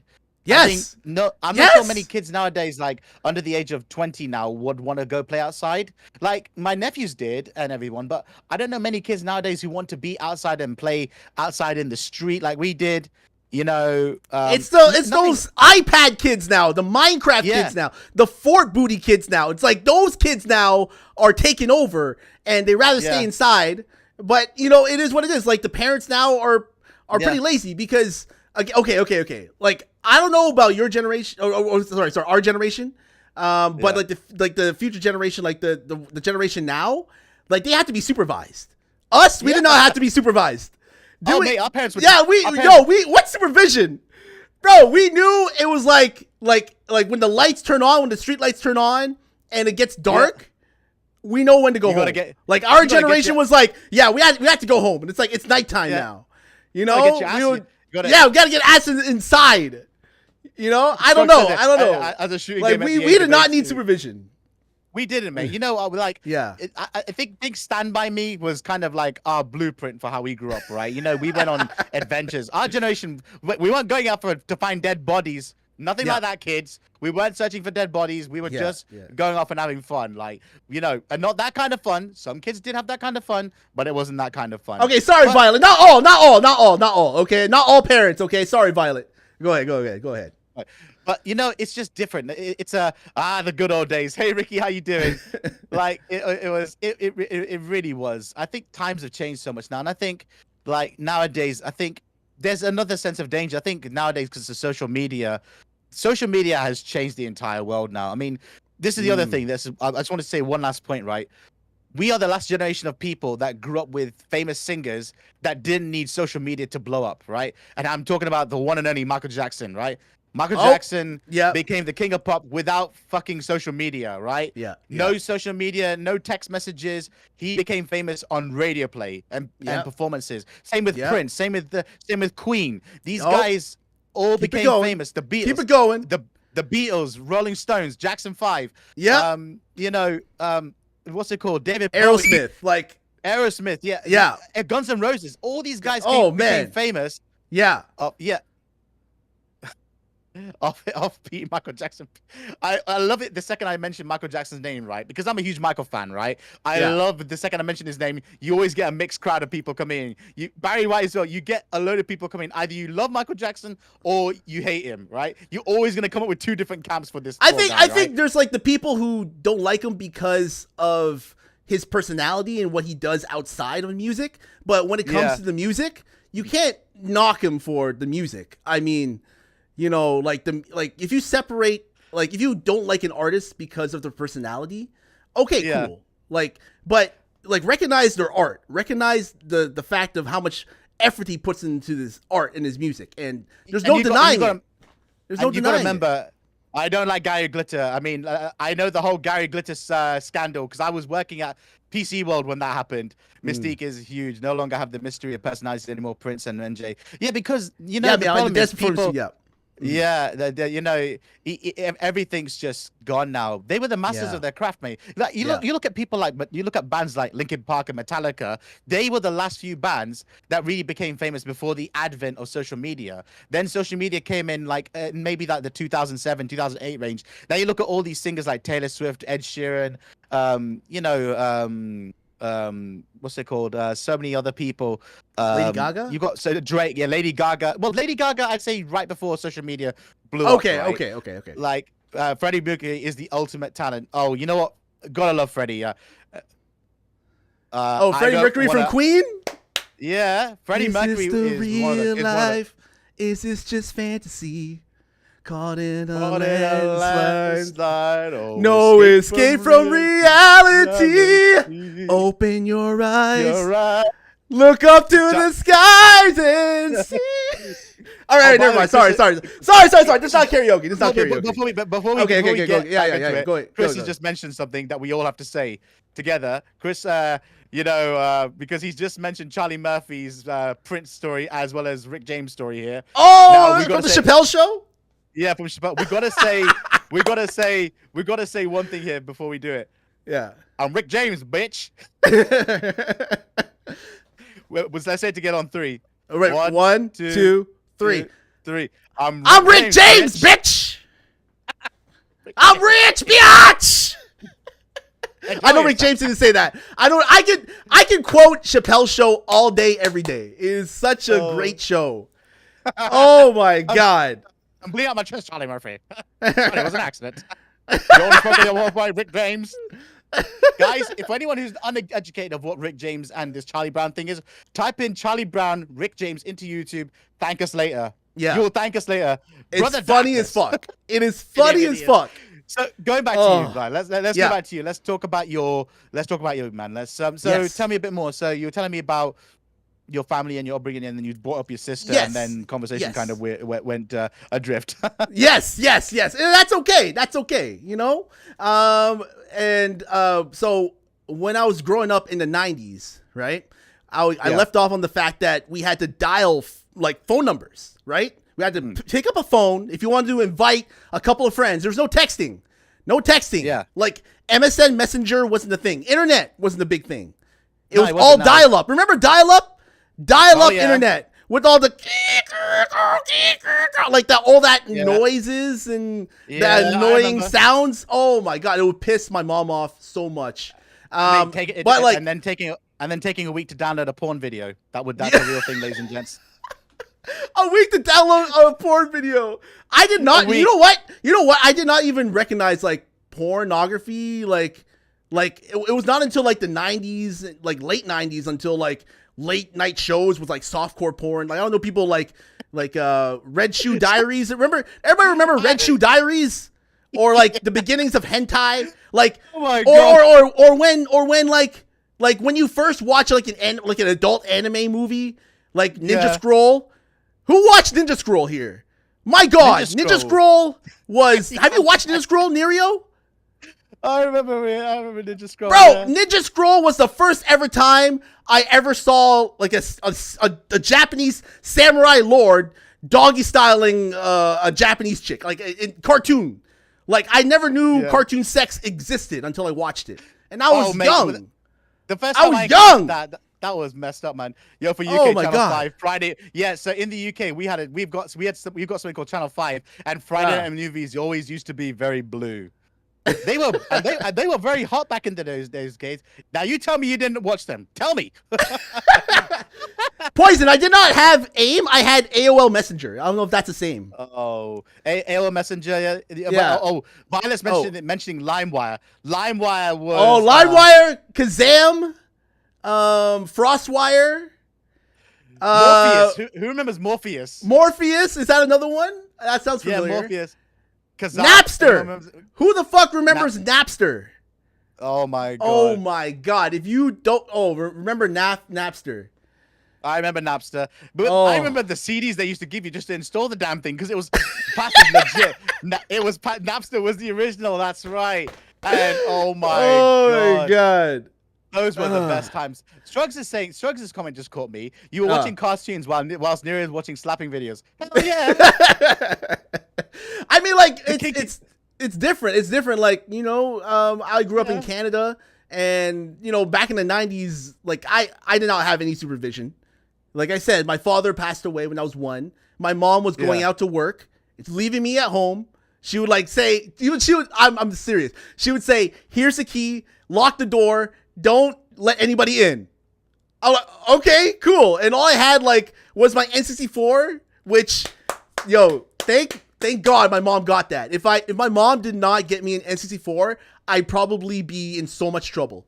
Honestly, like I went outside a lot, no doubt about it. But the Nintendo system, like in all the games that I played on it, GoldenEye, The Legend of Zelda, Smash Brothers, Diddy Kong Racing, fucking oh my God, this is another one.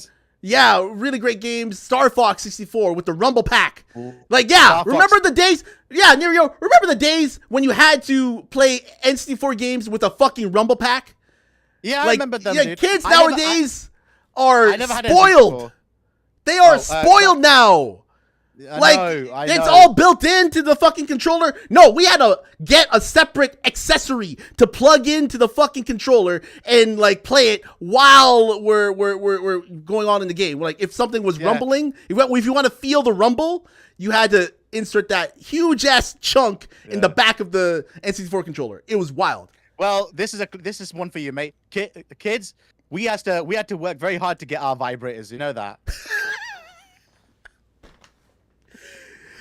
Whoa! Whoa! Nerio! What are you saying here? Are you saying that people who are using the N64 Star Fox Rumble Pack I'm not for saying shit, but let's vibrating face their it, genitals? Like, what are you saying here? What are you saying here? Well, What are you saying here, Nerio? What's going on here? I'm not saying shit, bro. But let's just face it. If the world is in a way where they can use vegetables to please themselves, why not a Rumble controller from N64 or the DualShock 3 from PlayStation 3? I wouldn't be surprised if the world turned that way. People are very creative. Let's face it, we create a lot of funny things. If we create if we create animated shit, then I'm pretty sure someone came up with that. And believe me, there were some questionable things. I just want to go back to one thing that Dr. Colossal is asking about with Napster CDs. So Napster was a music streaming service, if I remember right. It was originally marketed as a music streaming service, if I'm thinking of what I'm thinking of. And then they used to release CDs so you could download the software. Little did they realize that it turned into what it turned into. So that's what I mean. It was pretty much like one of the first like free. You can download like CDs for free. Like if you are a fan of like NSYNC or Backstreet Boys, you can download their songs for free on the iPad or like on your computer or something like that. You can play them like on the Windows Windows Media Player. It was pretty good. Like I liked it. I enjoyed it. But I used more Kazam and I used more FrostWire. And I remember using Windows XP a lot on my Dell computer. Like my Dell computer was like my very first PC that I owned, and I don't own a PC as of this moment right now. I'm gonna get one. Hopefully I can get one this year. But I've been rocking my Mac. I've been rocking my Mac, Nerio. I'll join the PC. I'll join the PC Master Race soon. Don't worry. Bro, I got my consoles. Don't worry. I'll get the PC soon.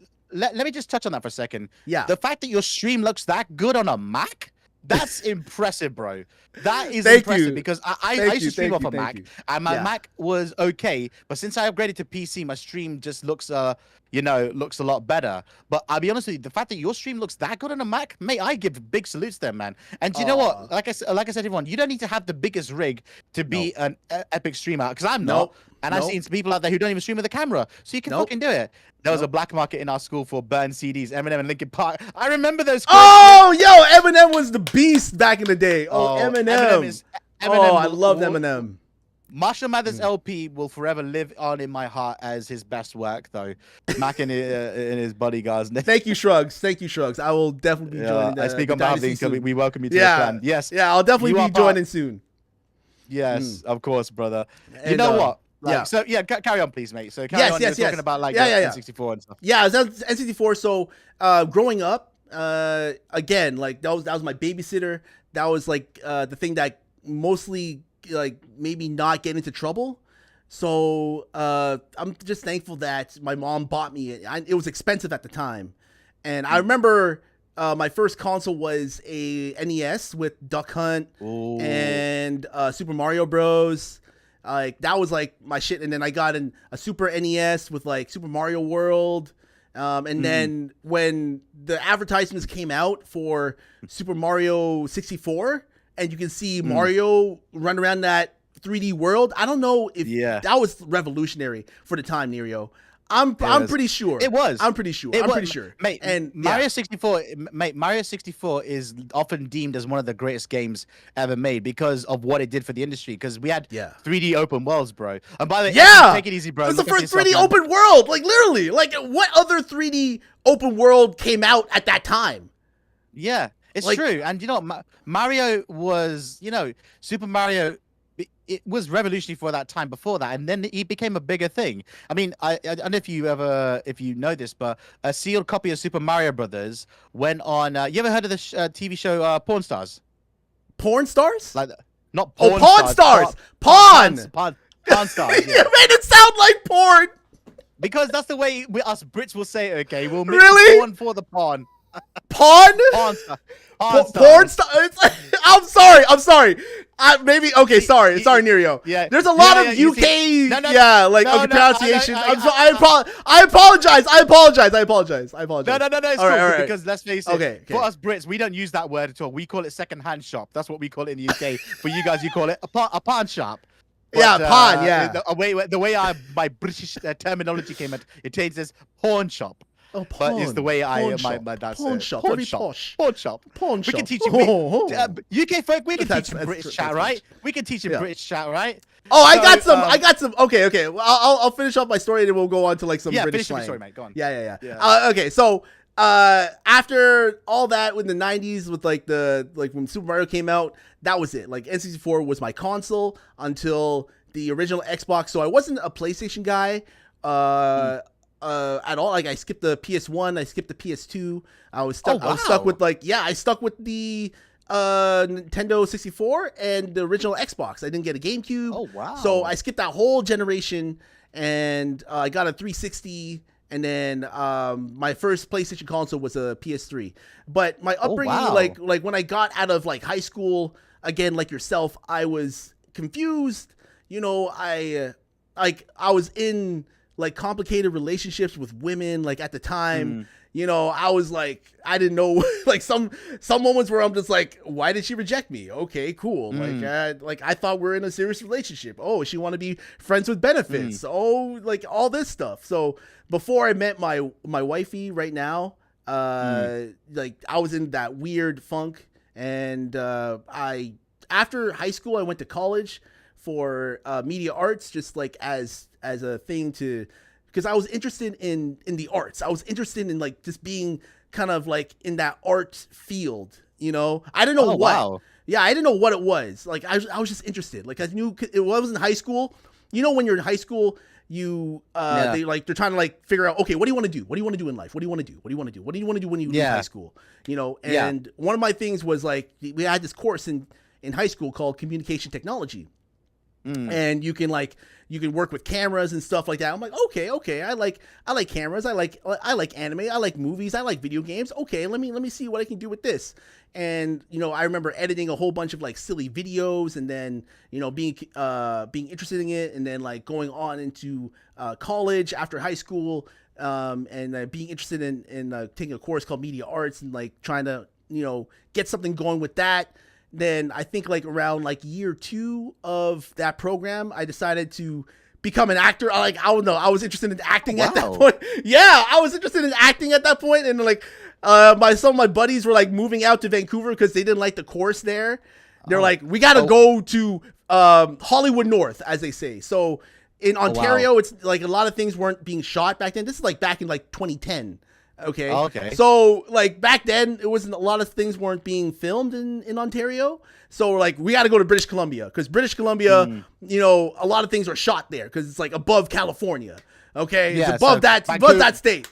Yeah. Vancouver and all those. Yeah, areas, Vancouver and all that. So I flew out there 2012, and I lived out there in Vancouver for 3 years studying acting. Wow. And yeah, I was like doing writing as awesome. well. Yeah, it got me into the whole script writing thing. I was reading a lot of scripts, you know, auditioning a lot. I got cast in a couple of things. I won't mention them on stream. Maybe when me and Neerio reach partner. Maybe like we gotta. Maybe so, maybe I'll reveal more. I'll reveal more, but. You can tell me off camera. You can tell me off camera. I'll tell you. Yeah, I'll probably no. Actually, no. I don't reveal it. I don't reveal it because I already know if I that's cool, people. Man. Yeah. I won't reveal it. But I respect that, mate. It's up to you to reveal that. I respect. Yeah. Because I already reveal it to people like at my workplace in IRL, and people know about it, and like they kept like spamming my inbox with like the screenshots and like, oh no. Yeah, so again, I'm gonna have to do some reverse facial recognition to find out who you are. Who are you, Blasian Nation? Who are you? I don't know. Who is I this? don't know. Who is the nation? Who is he? And what Who is nation? he? What nation does he evolve around in the Hollywood realm? Yeah, you got to do the whole, searching thing. But yeah, no, I was out there for 3 years, studying acting. I got into screenwriting as well when I was out there because I was writing my own scripts. And I actually joined like a group where they would read scripts, and like my script wasn't really good at all. It was like total trash, but at least I learned a lot from it. I learned a lot from that experience. And now, like around 2015, I moved back from Vancouver to Ontario, and that's when I met my wifey. This is like 10 years ago. I met my wifey. We like started dating, started getting to know each other, and yeah, we just got together. We were not married. We believe in a strong relationship versus marriage. I know that's not popular, but we don't really need to. Like I asked before, like you don't really need to be married to have a strong relationship. You just need to have a strong relationship. If I get married, mate. Yeah, if I get married with her now, what's the difference? Like, there's no difference. It's just the outside, her family, my family are like asking, when are you getting married? When are you getting married? Yeah. When are you gonna have a kid?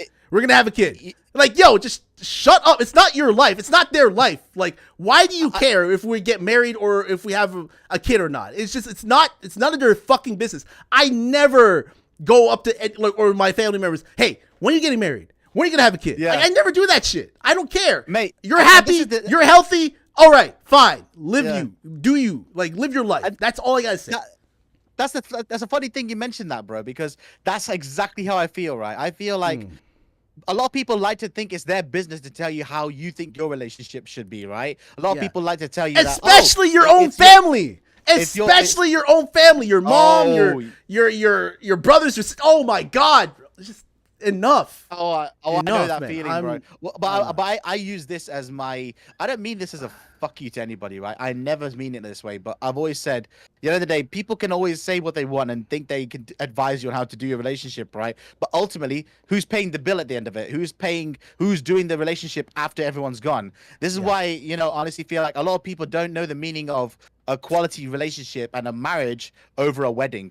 And it's more notorious nowadays because I've seen some of the people, I've been to some weddings, Blasian, mate, where the bill has gone overboard, right? I've been to some weddings where, bro, it's expensive as hell. Easily like about 50 grand, 60 grand. And then, then end of the day, for some people, where does it end up? Like, look, that's one thing I think about, right? When I got married, when I got physically married, my wedding wasn't the most expensive thing because I literally did a registry and a reception.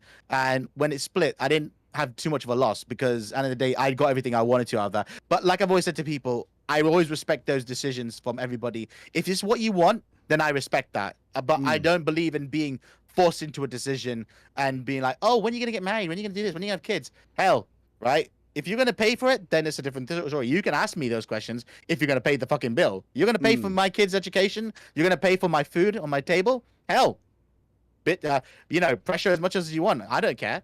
But, so I can just imagine that. So, I mean, it was like one of those things where I just wanted us to be happy. Like me and my wife, relationships, as you know, are hard. You're not going to be lovey-dovey every single day. Like we live together, right? So we live together. We were dating for like about a year. We lived together for about 8 years. Yeah. So like she was living with me, I was living with my mom at the time because like when I moved back from Vancouver, I had like no money. And again, everybody, don't be ashamed about moving in with your parents, especially your mom or your dad or whoever. To save money. Don't. Yeah, you cut off there. Say that last bit again because I think you cut off there. Yeah. So don't be embarrassed about going back, and if you have no money. Like I went from Vancouver and I flew back to Ontario to Toronto because I had no money. I had no money in Vancouver. I felt like I failed at the time, even though I shouldn't look at it as a failure, but at the time I looked at it as a failure. And I flew back from Vancouver to Toronto and had no money and moved back in with my mom. And that's when, thankfully, I met my wifey, who didn't care that I was living with my mom at the time. And yeah, we were. She actually knows like my family. Like my wifey knows my family. She's very close with my mom too. So that's how we got a little close together. We lived together for a couple of years with my mom, and then we got a house together. And yeah, like I think we got a house in like 2018. So oh, wow. In 2018 we got a house together, so we've been living with each other for about 7 years now. Couple goals, couples. Yeah. This is couple goals, guys. This is couple goals. Yeah, man. So again, like I can't really complain too much, other than the fact that relationships are up and down. There's some moments where we're not talking to each other. There's some moments where she comes home from work, it's a terrible day at work, she just wants to like not talk to me. Yeah, not talk to me at all. Just like go upstairs and just take a shower, go to sleep. Bro, I can imagine you feel that. I can imagine you feel the same way. There are some days you just don't want to talk to anybody, and it's only human being to feel like that, mate. It's only human being to feel like you don't want to talk to somebody at the end of your day, because at the end of the day, socializing can be hard, and it's actually, ironically, it's harder for gamers as well. Socializing on a gamer's view, because a lot of people who do play games are inadvertently introverts, right? There's a lot of people who are introverts and not as social because they like to fall into a world that's not their own, but they can be something they want to be. Oh, Kinsey, thank you for the like, honey. Yeah, so it's interesting that is this guy being socializing isn't talking to your wife. I think the thing is with me and my wifey, I like to call her my wifey because like calling her my girlfriend is just not, I don't know, like we're in that weird thing where we're practically married. Yeah, we're practically married. Like I've been with her for so long. We've been living together for 7 years that we're what we call here common law. I don't know if you have that in UK. Yeah, we do. Yeah, but, we have common law here. We're common law here. So that being said, relationships are not easy. They're not lovey-dovey. You're not going to be having sex all the time. Trust me on that. You're not going to be, you're not going to be like, again, it's up and down. Like there's some months where it's like constant sex, and then like other months where it's just like dry. Trust me. It's so up and down, yeah. It's months where it's up and down. Wow, mate, you've definitely got a lot more stamina than most people have, mate. Up and down, yeah. It's one of those things. I'm just telling the truth. I'm just telling from my perspective because again, I've been in a relationship for a while. And a lot of people are wondering, oh, are you married? Like, are you gonna have a kid? When's that happening? I'm like, who cares? And I get that. Yeah, like who cares? Like, if I have a kid, okay, cool. Like if it happens, it happens. Like if it doesn't, it doesn't. Maybe there's a reason why I don't have a kid right now. Maybe it's not our time to have one. A mortgage is enough. Paying for all this. Yeah, paying for the house is enough. Bills, and you got the electric, you got the heat. Yeah, you got all the internet, and then, I got my job. I got obviously Twitch, which I love to do. And this whole thing is like, it takes a lot out of you. It does, mate. So this leads me to my next question, because you've just touched on it. Yeah. So what brought you to Twitch? What brought you to this platform? And tell me about your Twitch journey. So, when did you start your Twitch channel? And what brought you to this platform? What actually was the thing to say, do you know what? I think I want to do this. So over to you, man. Yeah, over to me. Okay, so I was a COVID streamer. Ooh. I got into it during COVID around 2022. So 2022. Oh, wow. Yeah, I was like playing, like I got COVID. At the end of 2021, I contracted COVID with my wifey, and we were inside our house. It was cool. It was nice. Got 2 weeks just to stay inside. Like she got it worse than me.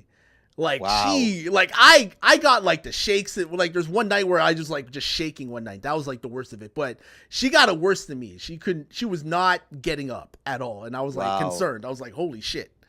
But during that time, obviously, I was playing a lot of video games. I was playing a lot of single player games because I'm a single player gamer at heart, and I love RPGs. I love them. I love them to death. Yeah. So when I was playing, I've seen what you play, games, bro. I've seen what you play. Yeah, I'm not a multiplayer type of guy. So when I was playing video games, since I was like writing scripts and I still am. One second.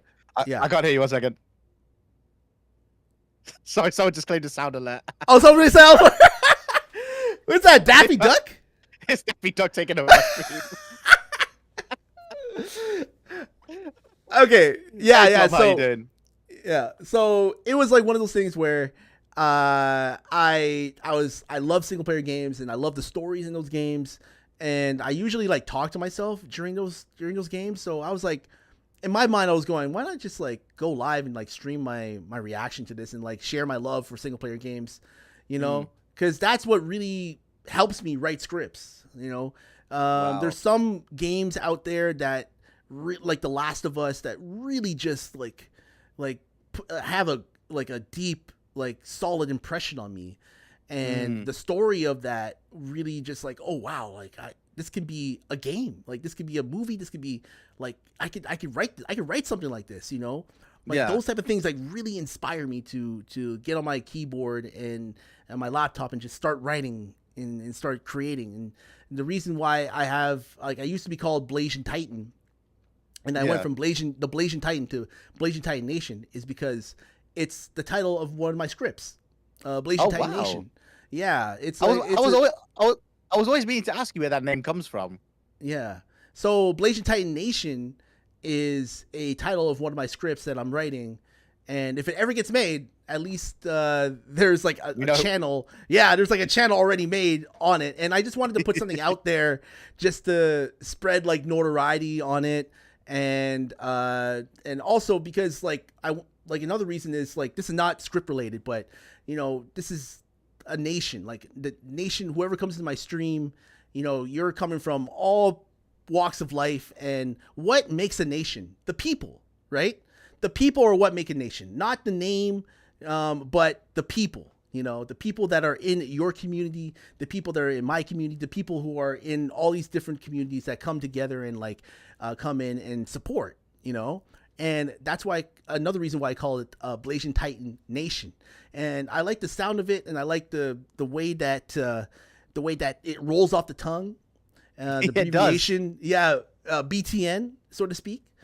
And that's the reason why I named it that. So going back to why I started streaming and what got me into it was kind of like the whole sharing my passion for single player games. Now, mind you, I don't mind playing multiplayer games. I don't mind doing the whole, community events and all that stuff, but not all the time. Like every time I do like a multiplayer stream, or I do like a community event or anything like that, I probably do it like once, maybe twice a month, maybe not even. I'm not the type of guy that's like going to be like constantly doing it, and when I was starting it, like no one was telling me what to stream. I just streamed whatever. I just went live. I didn't know anything about the category. I didn't know anything about nothing. Like I just chose a game. I didn't have any of the setup. I had an Xbox. I had a headset, and I had a Logitech camera, and that was it. That was it. I would stream off my Xbox. I would use Lightstream probably, I think, on the Xbox as well for streaming. Yeah. And that was it. Like one of my first things I streamed was Wasteland Remastered. Oh wow. And yeah, have you heard of that game? Have you heard of Wasteland Remastered? I've heard of Wasteland. I've heard of Wasteland. Yeah. Yeah. I've never actually played it, but I mean, I don't know anything about it. But I've definitely heard of it. Do not play it. Do not play it. Do not play it. Don't play it. Don't play it. Trust me. Do not play it. It's so dated. It's so dated. It's like you don't know what you're like. You're literally Neerio. I'm telling you, you're literally thrown in, and you have like nothing. You're like you choose a character, and then you're plucked in onto this desert wasteland. Really, just that bad? Yeah, like just like that. No tutorial. No telling you what the fuck to do. You're just figuring out as you go, and you're like, what do I do here? Like I don't know what the fuck to do. So I kind of like after maybe the third stream, I quit the game and I played Dragon Age Origins, and that's when things started to like people started to watch, and random people started coming in, and like I had my first time chatter. Wow. Like, or my first chatter. Like it was wild to have a first like. I imagine like I did not have like 10 followers at that point. And one person came in and was like chatting it up with me. It was pretty wild. It's pretty cool. And then, a couple months later, I decided to incorporate ASMR into my streams.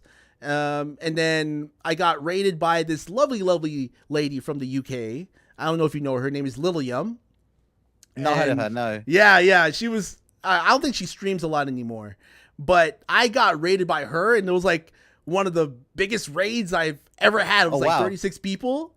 Wow. Yeah, it brought me over that, like that hump. Like I didn't have a Discord. I didn't know anything about sharing your stream or anything like that. Like just keep that in mind. Like it took me 9 months to be affiliated. 9 months. Wow. So it was a slow grind. Yeah. Bro, the grind, mate. For the grind for affiliate is rough, mate. But you know what? I've sat in your chat and I've sat in your streams, bro. And you know what?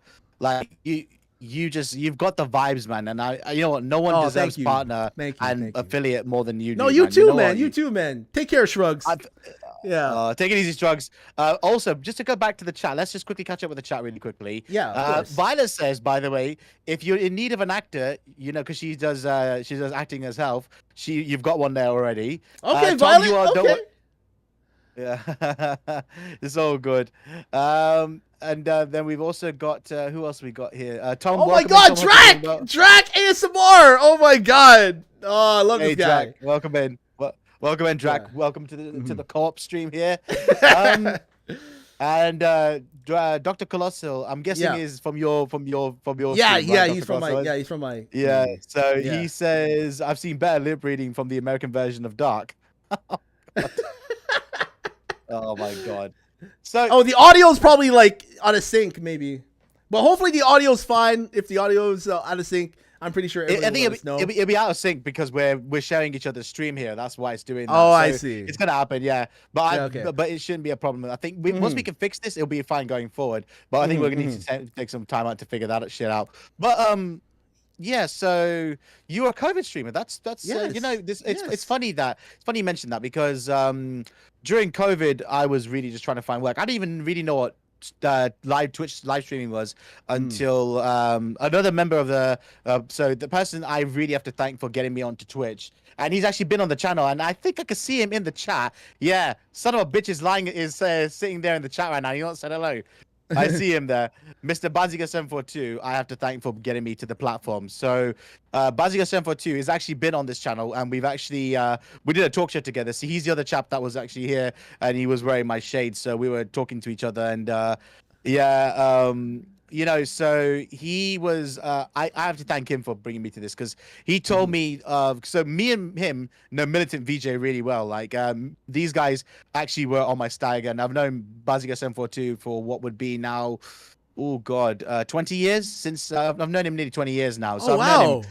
Yeah, so and he's the one who told me, you clearly like your gaming, why don't you go on Twitch and do something about it? I said, well, the day, why not? I mean, I don't mind trying this out. I mean, I think it was the nervousness of going on camera. That's the main thing that I was worried about. Now, like, being on camera is like almost second nature now. Like, I just I absolutely love being here. I think I'm over my stage fright, so to speak, but this platform is not without its drama. Let's just say that much. This platform is definitely not without its drama. The drama that Twitch has invoked since I've been here, wow. Okay, let's hear it. Let's hear it, Neerio, because I know there's some drama, and I like to know exactly what are your, like, when you started on Twitch, right? Okay. What are your biggest issues? Like, what are your biggest issues? Yeah. Okay, so this doesn't just go for Twitch, right? This goes for the entire social media structure. Okay. Wait for it. There he is. He's just claimed it. Bastard. I knew you were there. Hey, bro. How you doing? Love from Qatar, that is. So, so I came to this channel, and the first game with... Wait for it. That's a blurb. So that was it. Yeah. So my first game that I ever streamed when I came to this platform was actually Resident Evil 4. And Oh, okay. I was like you, mate. I was like you. I barely had anyone in my streams. Then I went into Militant VJ stream and I made some friends through him. And I want to give big shouts to Mr. Hardhouse HD and Bolded Smooth. They were there nearly every one of my streams. Actually, they were there nearly for every stream. And those two are my original mods. So these guys were there looking out for me and stuff. So I have big love and respect for them. And shout outs to the day ones. Shout outs to the day ones. The day one mods, yeah. And now my mod community is growing. I'm not trying to wait for it. I've got another channel out. So what it is, like, my mod community has now grown. I honestly genuinely feel like I'm blessed with one of the best mods around, right? And I'm not trying to self-promote, I'm just saying as facts, because I've got mods who I generally care about every single one of them. They care about me. I mean, I want to give big shouts to our mod loves here. So Violet Vixen, Stefan Jenkins, aka Mr. Welsh Viper Wolf, Hunter Fast, Kinsey, McNaughty. Well, I'm not after anything. I'm just giving you a shout out here, asshole. Snowell, who is Struggs' would-be Struggs is now fiance. So Snowell, who was here in the stream, that's Struggs TV's fiance. She's one of my mods as well. Okay. Boldhead Smooth, yeah. God of War Law, like I'm probably missing some people who are my mods. I know a lot of mods. Holy. Yeah, I've had a lot of mods because I can't count on everybody being there at the same time. But I trust these people with my stream, and I trust them. You know, they're really good friends. I've had people offer to be mods, but I've had to turn them down and say, no, look, I'm happy with what I've got right now. I've got a good team of mods, and I'll be honest with you, your moderators really are there to look out for you. So chat, if you're looking to get into streaming game, get yourself moderators because they're only looking out for your well-being. Yeah. But anyway, go ahead. Go ahead. So. Yeah, sorry, mate. So, so basically, it's one of those things. When I came to Twitch, I was really shocked of how people are growing, right? And I've seen some questionable things on Twitch that, like, why are they getting thousands of views, right? Maybe it's just my envy kicking in, but like you see the whole, like, sex sells. Let's just face it, sex sells on these platforms like Instagram and social media, TikTok. Like, if you're selling your body like that, people are naturally going to come and view, right? Yep. People are going to naturally come and view. And there's like, I went into one stream and it's just it was one of those infamous hot tub streams I found, right?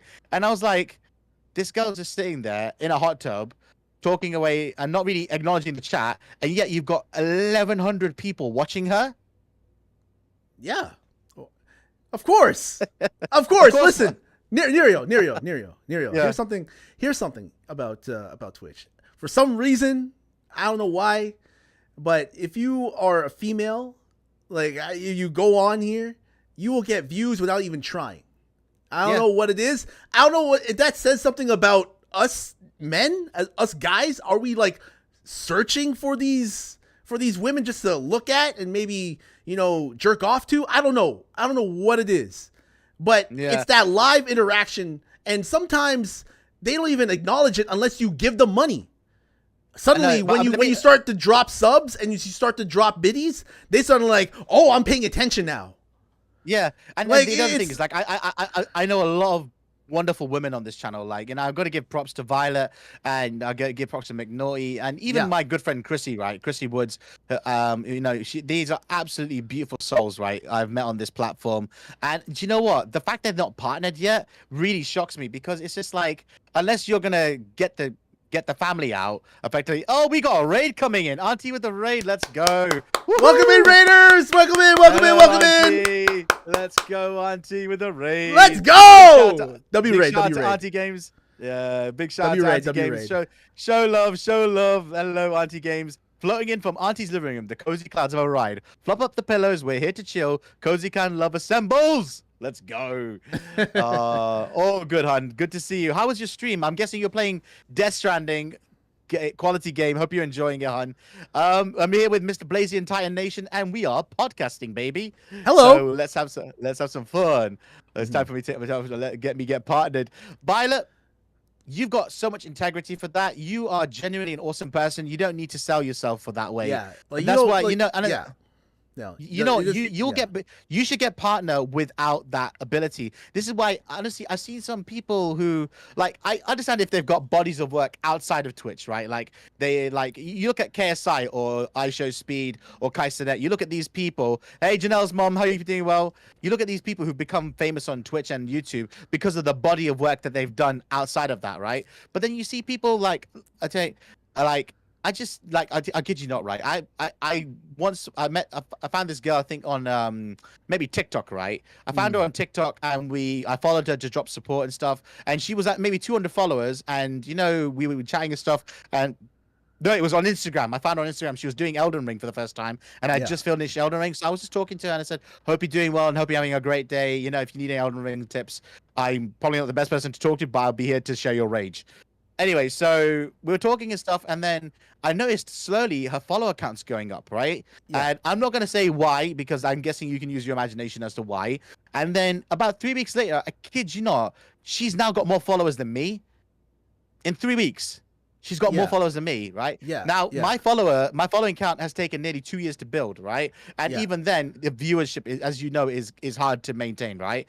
Yeah. But it's like, she didn't have to do anything, because let's face it, she knows exactly what she's doing. And the worst thing is, I've been accused of weird things on Twitch, right? Which I don't think I am. Like, so one of the things I've been accused of is something like what was it I got accused of? Like things like I basically got said, oh, I'm being accused of raid baiting. And I'm like, well, that's not my style. I'm not here to raid bait. I'm just here to show you support, right? And that's the kind of person I'm. I mean, Blazing, you've known me for a while now, What's that mean? What's that mean? Raid baiting is basically you're jumping in someone's chat to let them know that you're there in the hopes that you'll raid over to them, right? Oh. Yeah, and I'm just like, that's not my style, right? And if you want to raid me, that's absolutely fine. And I just said, look, I'm just here to support, show love and support. And she's, you know, absolutely sweet girl. I'm not gonna do that to anybody. But the fact is that, you know, it's not my style to be that way. And I don't think, you know, I like to support. That is my motto. And like I've always said to people here. I mean, I'll tell you something, mate. I raided over to somebody yesterday who's trying to do a partner push, right? And they're playing Metal Gear Solid 1. And I thought, you know what? Let's go show them some love and support, right? Because she's trying to push for partner. I know how hard it is, but she had a good number of viewership, and I thought, you know what? Let's do that. We don't do it often. Otherwise, we go raid over to someone that basically is low on viewership, and that's what we normally do. Right. But I like to raid over with people to let them know you're master. Your master. What's this? If you go into someone else's channel to let them know that you're a master, what's that called? Master Peter. I just had to read that entire sentence before I come. FW! Of course, he's from my channel. He's from my chat. He's from my chat. He's from my chat. You know what? That is FW is also from the UK as well. FW. Yeah. Much love to you, bro. Much love. Oh my god, that was hilarious. That was brilliant. Yeah, they literally pay for part. You know what, Janelle? That's the worst thing. You know what, Janelle's mom? Like, I've seen Janelle's stream, right? And Janelle is like Janelle's daughter, right? So Janelle's mom is obviously she's the mother of Janelle, Janelle Twitch TV. Janelle, if you Auntie, do me a favor, put Janelle's Twitch name in the chat, please. This is another streamer from the United States, and you know what? She is an absolute vibe. Now, these people, I don't understand why they're not partnered, right? Like, I genuinely don't understand why they're not partnered on this platform. Like, there's something. This is why the algorithm is not that good. No, because you're shouting out. It's not Janelle's TV, so it's Janelle did already. It's actually Janelle herself. That one, yeah.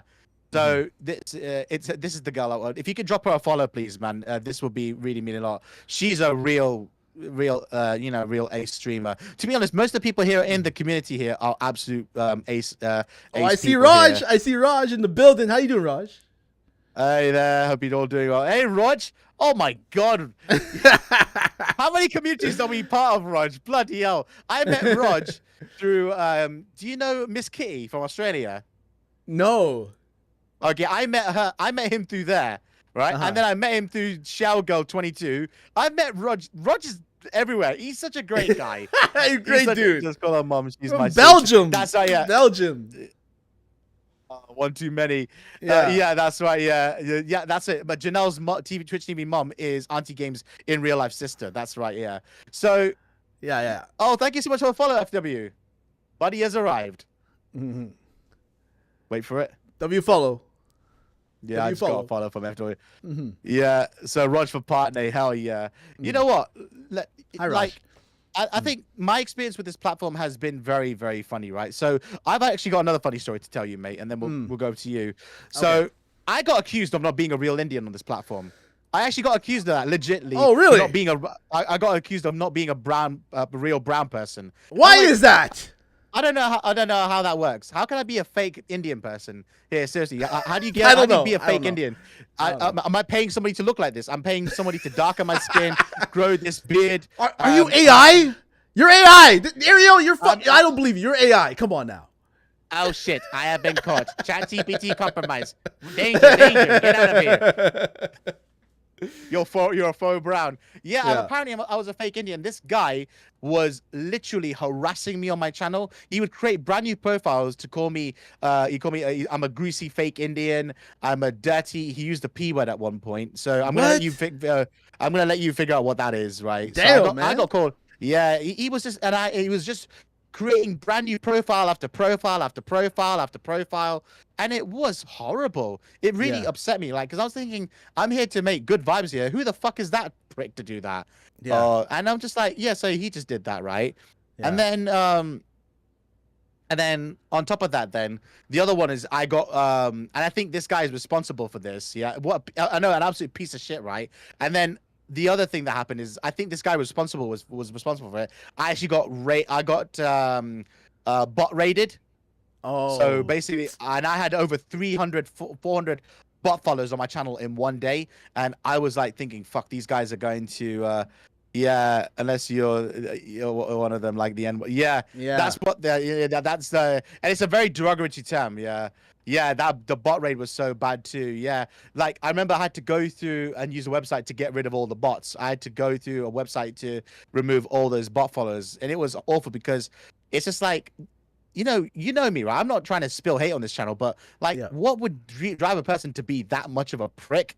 It's just awful, right? And then I've got another situation in my stream at the moment. Well, actually, which is currently being dealt with. And Blazing, this is where, you want to keep as many real people with you as possible, right? Because there is a certain someone, I'm going to say names, who's basically gone and talked smack about me on other people's streams. But that person ended up coming to me and informing me of this. And basically, it's not a good look to go and find out through another person that someone's talking smack about you. Yeah. It's just not nice. It's just like, what the fuck was that all about? I ended up talking to my mods about this, and they've all been made aware. And you're going through that right now. Jesus Christ, Violet, that sucks, So like, I've seen my fair share of drama. I think the raid baiting thing was the weirdest one, because it's like, you really don't know me if that's what you think I am. And if you don't, at the end of the day, and this is ironically the same person who said once on my stream, "Oh, I'm gonna come to your stream all the time," and then they never showed up again. And I just think, and I said, funny enough, I said this to my mom, saying, "Do you know what? I'm 37 years old. Why am I still dealing with playground, schoolyard bullshit?" Yeah, I mean, you will get there naturally. I feel as though, a lot of people on Twitch, they feel like they want to be the next Kai Cenat, or they want to make like millions of dollars off of streaming. They think that, just setting up a camera and playing games or whatever they do is going to automatically get them views and viewers. It's more than that. I think it's a lot of it is what you do outside of your stream. Like, don't like the whole self promo thing is rampant. Like it's just, it's a lot. And I feel as though, if you go into another person's stream and you're there to support them. Okay? Yeah, exactly. You are there. Yeah, you're not there for you are there to support what they're doing and what they're streaming, not for yourself. Yeah. I mean, it's like, it's that fine line where you're going in there, and it's like you want to make friends, you want to be there, but don't expect anything in return.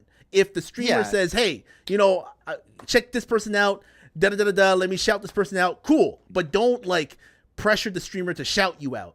Like, that's something that I've had, for me especially, like don't pressure me to shout you out. Like, yeah, like I'll shout you out, but let me do it. Let me do it. Exactly. If I forget, okay, cool. Like if someone forgets to shout me out, I don't care.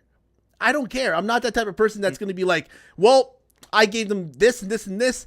Like they didn't shout me out. Goodbye. No, like I still support that person. I still am there for that person. Like it's like one of those things.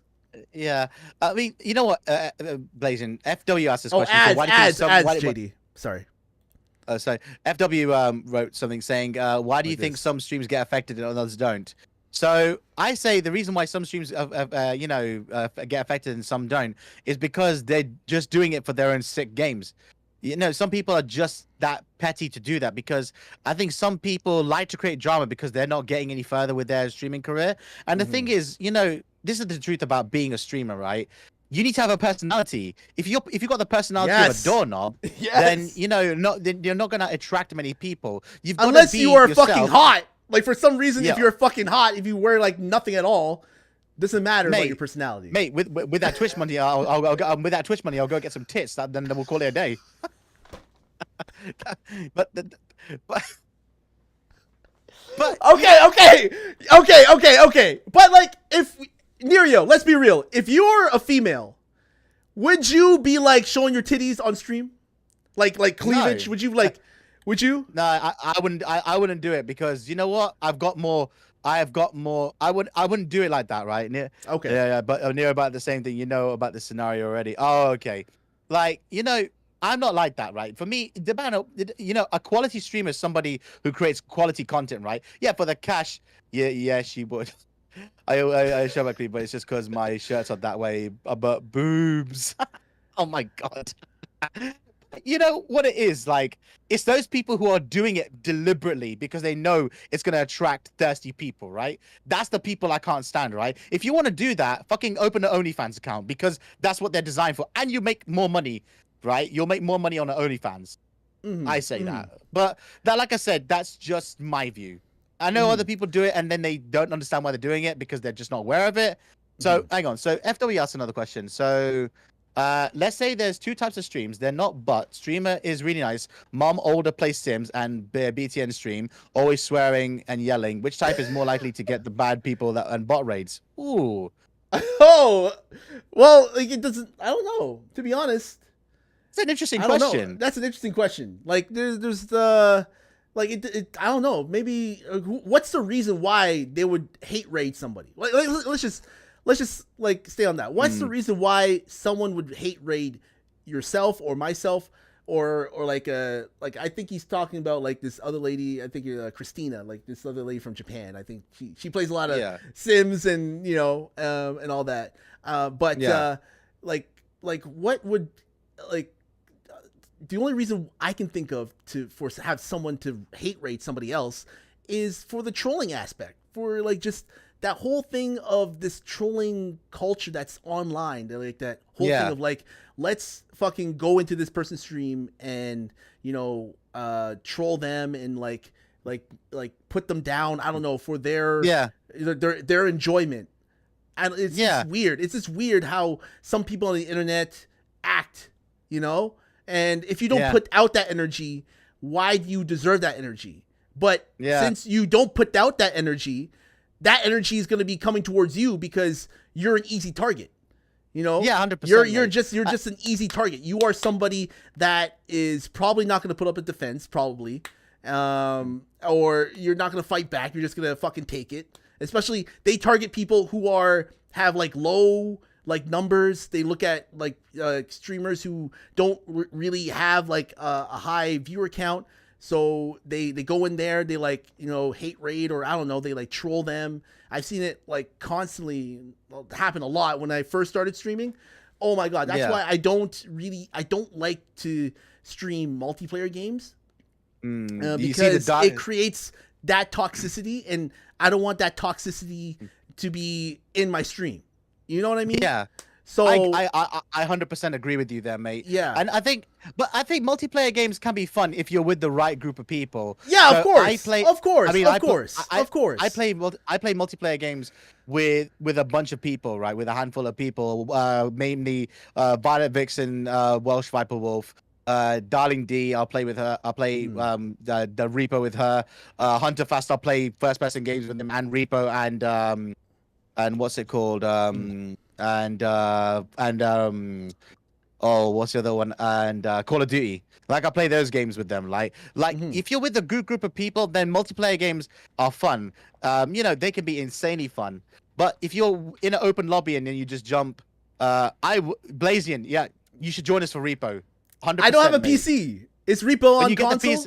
When I get the PC, yeah. Once I get the PC, the doors will open. Everybody, the doors will open. The floodgates will open up. The floodgates will open. Okay. And you are more than welcome to join us. Yeah, we need to try and get Cardell or Repo game set up with you and Janelle. You know what? Let's do it. Let's get a big old Repo stream set up. It's so much fun, guys. Repo is this audio Discord is less. The audio good. Discord is less than good. It's probably on my end. I feel bad for the people.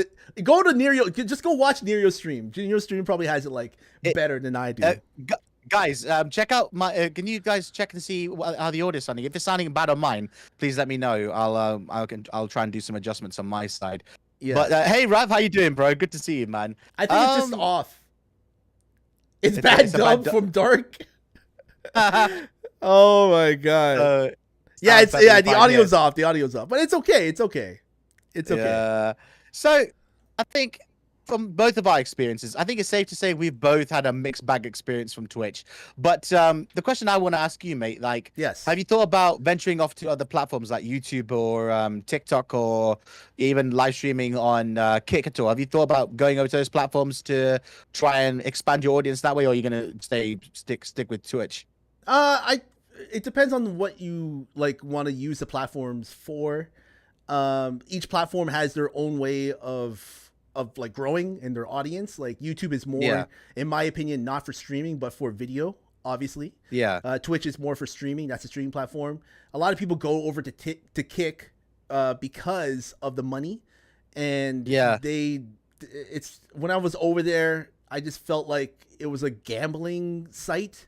Mostly it is. I feel like Kick is like a place where people go to do the most disgusting shit. Like obscene, they can't do you can't do on Twitch. So that being said, okay, if you want an audience of people that want to watch you do some fucked up things, I think Kick is a great place for it, because again, it attracts a lot of streamers. Because of the whole, you keep 95% of your earnings, or something like that. The payout, that's the thing. That's what the reason why people go over there is the money. Yeah, that's the thing. Well, I had people invite me, streamers that I followed here, go over to the green, and they want me to support them on the green. They see how I support them on this platform, and then they want me to support them on there because they know if I drop some money on there, they keep majority of that money. 95% of that money is theirs. So I'm not stupid. I'm not dumb. It is what it is. I haven't dropped a single penny on Kick at all, and I've got some good friends who've left Twitch. So Gebs24 is one of my favorite YouTubers because she loves her retro games, and I've met Gebs before. She's a lovely streamer from the UK, but she moved over to Kick, and I think she had some politics going on with Twitch, and I think. Kick is a very interesting place, but I just don't feel comfortable with Kick because it was originally designed to be a gambling site. So I don't know how I feel about giving them my personal details just like that. Yeah. It is like Stefan says. Well, Wolf said it earlier. Kick is like the Wild West, and Janelle said Kick viewers are more overtly racist and sexist. It's true. I've seen some horrible, outlandish things being said on Kick streams, and I don't go on the platform anymore. And honestly, I stay the hell away from. I stay the hell away from those kind of platforms now. If I'm honest, I'd rather. I don't mind Twitch. I love Twitch, but I think there's parts of Twitch. Gambling covers all streaming. Don't be dumb. Well, you gotta remember, not on Twitch though. Twitch is not. Really, you gotta remember, Twitch has got its dark side. But Twitch is a little bit. But a little bit better than Kick. Yeah, even though Twitch is a lot more. Yeah, Twitch is a little bit more regulated. There's a lot of stuff that they will tolerate, and there's a lot of stuff they just won't tolerate. Whereas with Kick, with Kick, there's just no filter there. People literally, it's like, so of all the three, YouTube is the strictest, right? You can't have any copyright music at all anywhere on YouTube. They get very, very funny about this kind of stuff. I mean, if you have copyright music, you can't monetize your videos. And YouTube, let's face it, YouTube is massive. I mean, YouTube, I remember when YouTube was first released, you could only upload 10-minute videos originally back. I mean, I don't know if anyone remembers that, but you could back in the day, you couldn't upload anything longer than a 10-minute video. You had to split, like, I mean, I used to make remixes and mega mixes back in the day, when I was at uni, and I used to upload them to YouTube, and I couldn't upload the whole thing because it would be stuck at 10 minutes. So I had to upload it in parts. And now you can upload as long as you want now. And I think Kick is... YouTube is a lot more difficult to grow now, but people can do it, and people make millions on it. I mean, a prime example is, like, look at iShowSpeed, right? iShowSpeed is one of the more successful YouTubers around, next to PewDiePie. Like, that guy is only 20 years old, and he's making millions and millions of dollars on his platform, and he's getting deals with Man United and stuff like that. Like, there's so much that the guy's accomplished, right? So YouTube has opportunity behind it, and I think there's a lot more noticeability. Like, I know a couple of people who have been noticed stupidly, and they're being given opportunities for, like, they're being handed out fresh brand new consoles. Like, one of the guys I follow called Spawn Point, he got gifted from Sony limited edition PS5 Pro. You know, the 30th anniversary ones. Yeah. The gray one. Like the gray one, that, like, the OG, like, it sounds like the OG one. Yeah. So he got gifted that from Sony. Now that console, you go on eBay, sells for about $5,000 now. Wow. Yeah. So Sony are they're very generous if you play ball with them. They're very, very generous if you play ball with them. But that's only through those opportunities on YouTube, I think, right? He signed a 20 million contract. iShowSpeed. Dang. Yeah. That's nuts, man. So, I think when you look at, creating content, and you're looking at people like iShowSpeed or Kai Cenat, they are, like, they had to do some things in order to get to where they're at. Like, they've got a bigger body of work outside of those platforms. Yeah. Like, they did a lot of work outside. Like, it's not just like they created content on YouTube and then, like, all of a sudden, like, they made a bid. No, like, it was like a grind to get to where they're at. Yeah, and exactly. It may not have been like a straight line grind, but it was like, there's some times where it's like a zigzag, and, like, there's some moments where it's like down and then it's up. And, if you look at those guys, then you would have respect for them, despite where they're at right now and how they get there. You got to respect the grind. And if you want that same type of success, then you're gonna have to do it in a way that is not a copy and paste of what they're doing, but what 100%. You're doing, because 100%. Everybody has their own path to success. It's a journey. It's not a destination. It never is. Like, a lot of people on Twitch, and I've seen this a lot, like, they're complaining they're not getting the viewers, they're not getting the follows, they're not getting this, they're not getting that, they're not getting this and that and that. And I mean, you can complain all day, every day. It's not going to change anything. Okay. Like, you can like just say, like, this person's getting all these views, why am I not getting all these views? Or this person's getting partnered, why am I not getting partnered? You can say that all day, every day. It's not going to change nothing. Yeah. So you have to 100%. Be able to just keep on the grind, keep focus. Okay. Exactly. Keep focus, keep the content, keep working on the content. Okay. Keep grinding, keep working on it. And eventually you will get there. It may not be tomorrow. It may not be in a year. It may not be, you never know. You don't know what's going to happen. Yeah. I remember you mentioned, I remember you mentioned you were, like, doing an art stream, and then all of a sudden you got rated by, like, 300 people. You don't know. Yeah. You don't know. I got rated by 1,000 people just playing a video game. Like, I was playing, oh my God. What's this? It's like a EA game, something of Avium. Immortals of Avium. I think it was Immortals of Avium. I was playing, I was playing Immortals of Avium. And this guy, I'll never forget, he rated me. He had, like, he's a big guy called Grenader Jake. I'm pretty sure Yeah. someone has heard of him. He plays a lot of Destiny. I've heard of Grenade Jake. Yeah. I've Yeah, heard of Grenader Jake. Jake, and he fucking raided me, and it was like Wow. like 1,100 people, and I was going, I didn't know what to do. I was like yelling and screaming. It's on my TikTok, but again, like you just don't know, like you really just don't don't. know, like you don't know how many people are gonna be watching. You don't know, like be happy and be content with the people that are constantly coming back to watch you. Like who cares about the people who are leaving? You know, if people follow you and then unfollow you, who gives a fuck? Let them do their thing. Yeah. You know, people have their lives. People have their own reasons why they will unfollow you and will not, you know, watch your streams anymore. Let them just, who cares? Brush them off, keep it moving, keep a straight face, and like, you know, keep it positive, you know, because the more you complain about stuff, you know, it's not going to do anything. Like, what's that going to do? 100%. Nothing. Yeah. It's like again, like, agree, man. you know, find solutions. Don't create problems. All right. Complaining is great to get it out of your system. Okay. But you're not doing anything to, you know, to be successful, you know, and this is just the mindset that I have, you know, outside of Twitch, you know, this is not my platform for me to like, to explode on. Like if I ever explode on it, cool. If I don't, I don't. It's fine by me. I'm just creating content and I'm trying to spread love and positivity and doing my thing on this platform, and whoever wants to watch will watch, you know, and you build that trust with your community so that when you see Neerio's name or when you see my name, you click on it, and even if it's just to lurk, you know, even if it's just to, I don't even care if you chat in my chat. If you, you know, tap my name and you tab me up, that's it.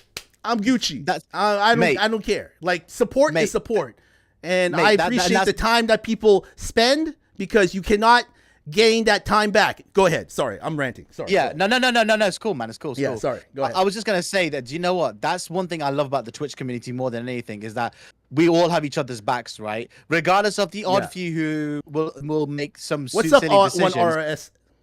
Hey, 1RS, welcome in. Yeah. We've got such a supportive community here, mate. And honestly, when I go and lurk in somebody's channel, like I remember I'm eating bandwidth out of my machine and my network just to have you tabbed up, right? I'm not doing it to make me happy. I'm doing it so I can help you grow. And I've always said we all grow together, right? Yeah. And that's how we do it, man. And I'll be honest with you, like I think there are days, and my community know this more than anything, right? Getting the will to come on stream sometimes is difficult, especially when you do a full-time job like I do. I work full-time in IT, so I'm spending all day in front of a computer, and then I'll go out and do some of my fresh. I'll go to the gym or cook, and I find cooking is also for me a very peaceful thing. I find cooking is like a zen thing for me. Like I love to relax and make food, or you know, just zone out and just, you know, do my artwork and stuff like that. Oh, that's another thing I've not mentioned yet, is I'm also a part-time artist as well. Like I do a lot of artwork, which I'm guessing you've seen I've been lurking some of your art streams, you know. I've been seeing you drawing, you know, you like to draw, and you know, you like what kind of food you like to cook. Sorry to, you know. So I cook everything. So I learned a long time ago, and this is the other thing that I should have mentioned. My my ex-wife was vegetarian, so I learned a long time ago that I need to learn how to cook for myself. I had to learn a long time ago. I had to cook for myself if I want to have things like a steak or chicken or beef or you know, or fish or anything like that. I had to learn to cook for myself. I mean, I got no hard feelings about her being vegetarian, but I knew for a fact that I'm not going to basically expect her to cook a chicken dish for me. So I learned how to cook my own food. He learned how to eat ass. So. Eat ass? Yo, come on, Jay. Don't say that. Come on, man. Dying. That's cold. Oh my, that's cold, man. Okay, cold. so like, okay, but like, what's your favorite dish you want to cook? What kind of my favorite dishes to cook. Oh, that's an interesting. Like, question. do you like to cook a biryani? Biryani is not my biggest forte. I actually love cooking all cuisines. So I love cooking a good steak. Right, I'm not technically supposed to eat steak. As you may know, because Hindus typically aren't meant to eat beef, but I've got my own arguments. And Hindus typically aren't allowed to eat beef. Personally, I do, because at the end of the day, like, you know, I've got my own personal beliefs on it, and I just don't think it's the end of the world. I mean, like I said, it's my choice, right? But I love and I'm trying to master the art of making good steak. I love cooking Italian food. Like I love Uh-huh. Italian food, Japanese food. Mhm. I love even Caribbean food. Yeah, Oh, cows are sacred okay. in Hinduism. Yeah, they are sacred in Hinduism. But here's the other thing, and we're not gonna delve into religion here because we already agreed Yeah, that no we're not religion, no gonna. politics. We're not going to talk Yeah, about that. 100%. it's like you're. So I will say one thing though. I actually went to. What about rations? Do you like rations? Military rations? Hell yes. They saved my life. That's a Metal Gear joke. But Oh, Metal I Gear joke. actually went. Okay. Yeah, said the cow killer. I actually went to. So not a lot of people know this about me. Chris does, but I went to a Catholic school growing up. So I went to a Catholic school. I was taught in and I grew up in a Catholic school. So I know Okay. the Okay. whole. So I know the whole thing, but I don't identify with any religion, so to speak. But I'm not Okay. going to talk Okay. about that. We're not going to go into Yeah, our yeah, yeah. No, religious no, thing let's because not talk about that. so. We're talking about But food, okay? yeah, so What? food. So Okay, going back to okay, food. okay. So Because, like, I okay, love. are you okay? You eat chicken, you eat lamb, you eat fish, I eat everything. I'm an you eat outright. everything. Pork too. I eat pork as well. Yeah, I'm an outright carnivore, bro. I eat everything, bro. So I think where you're saying eating pork, like I think that's typically the Muslims who are not allowed to eat pork. I personally eat pork Woo. myself. So Okay. yeah. Wow, that's Drake. That's we're leaving religion off the table, bro. We're Yeah, leaving yeah. religion off. That's so yes, I was just saying that I eat everything. So I'll eat. I love to I love to cook, man. For me, cooking is like my ultimate point of relaxation. And since I got Mm. into the gym, like during COVID, because I got heavily into the gym and I Mm. actually went through a lot of personal I lost a lot of weight during COVID because I picked up a lot of weight during my divorce and my separation because me and my ex-wife separated during COVID and I went through a bit of a downward spiral at that point. So I was drinking heavily, I Uh, was smoking heavily, I was really in a downward spiral. So but then I discovered the gym in mm, 2021 when gym started opening up again and I found I love it. I love going to the mm, gym. It's a mm. really relaxing place for me to go in and Yeah, then I started yeah. taking up I martial agree. arts. I started taking up martial arts in 2022 and I got to red belt, but I need to go back and revisit it. But Mm. like I've done all these things. I've climbed up a couple mountain a couple times as well. Like I got more physically active after my divorce, which is really it's just really I can't imagine you down a dark path. So glad to yeah, mate, because you know Yeah. what, everyone goes through that in their lives, right? Yep. You just won't see it. That's the worst thing, brother. You Yeah. know what, it's just one of those things that will happen. And during that time, I learned the quality of eating quality food when I started discovering the gym. Make yourself feel better. I wish it was that easy, Drake. I really wish it was, Mm. man. But it's not, Mm. mate. You know, at the end of the day, that's why I discovered when I discovered martial arts and boxing. Like I got into hitting the punch bags and mastering my side kicks and stuff like that. So I got into it. I'm not a martial arts master by any sense, but I got to red belt and I've learned some of the good techniques. But at the same time, I really do want to. I use martial art. I use that as a really good relaxer. And ladies, let me tell you something. For everyone who deals with the assholes like you ladies do, get yourself a punch bag. But do you know CQC? I don't know the art of CQC yet, my brother. Maybe one day. He's down with Uh, the Metal Gear jokes. he's my he's my The Metal Metal Gear Gear. friend. He's a Metal Gear guy. Yeah, yeah. So yeah. So, but you grew from it, and you are growing. Right, appreciate. Oh, thank you so much, bro. Yeah, yeah, yeah. So Everybody goes through I adversity, good sir. Everybody. I think the thing is, and this is gonna sound really weird for everybody who knows this, right? And only divorced men will understand this, right? But going through a divorce is a very horrible thing. It's not fun. It's very isolating, and it's almost a little humiliating to a point. Yeah. So, like Mhm. like you got to find things to improve yourself, right? And it's not Right. because. And I know some people who've gone through divorce and they've ended up on the hard side of it. Like, their partners have tried to take them for absolutely everything, right? And it's Right. not fun. And sometimes it just becomes petty for the sake of petty. But like going back to it, like so during my whole fitness training and journeying and stuff, Yeah. like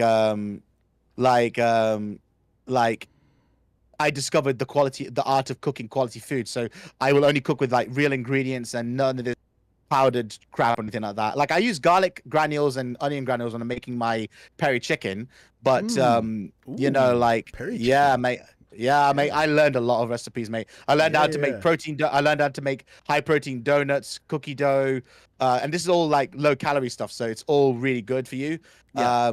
Grilled chicken wings and like jerk chicken and good old steak, lasagna. Like I will love to experiment with recipes. My biggest fall, and this is for anyone who knows this, right? Who here ever goes on YouTube and scrolls into food videos at 11 to 12 or 1 in the morning, and you end up feeling more hungry around that time because you're scrolling through random cooking videos. Yes, Shit happens, man. Yes, 100%, 100%. It happens.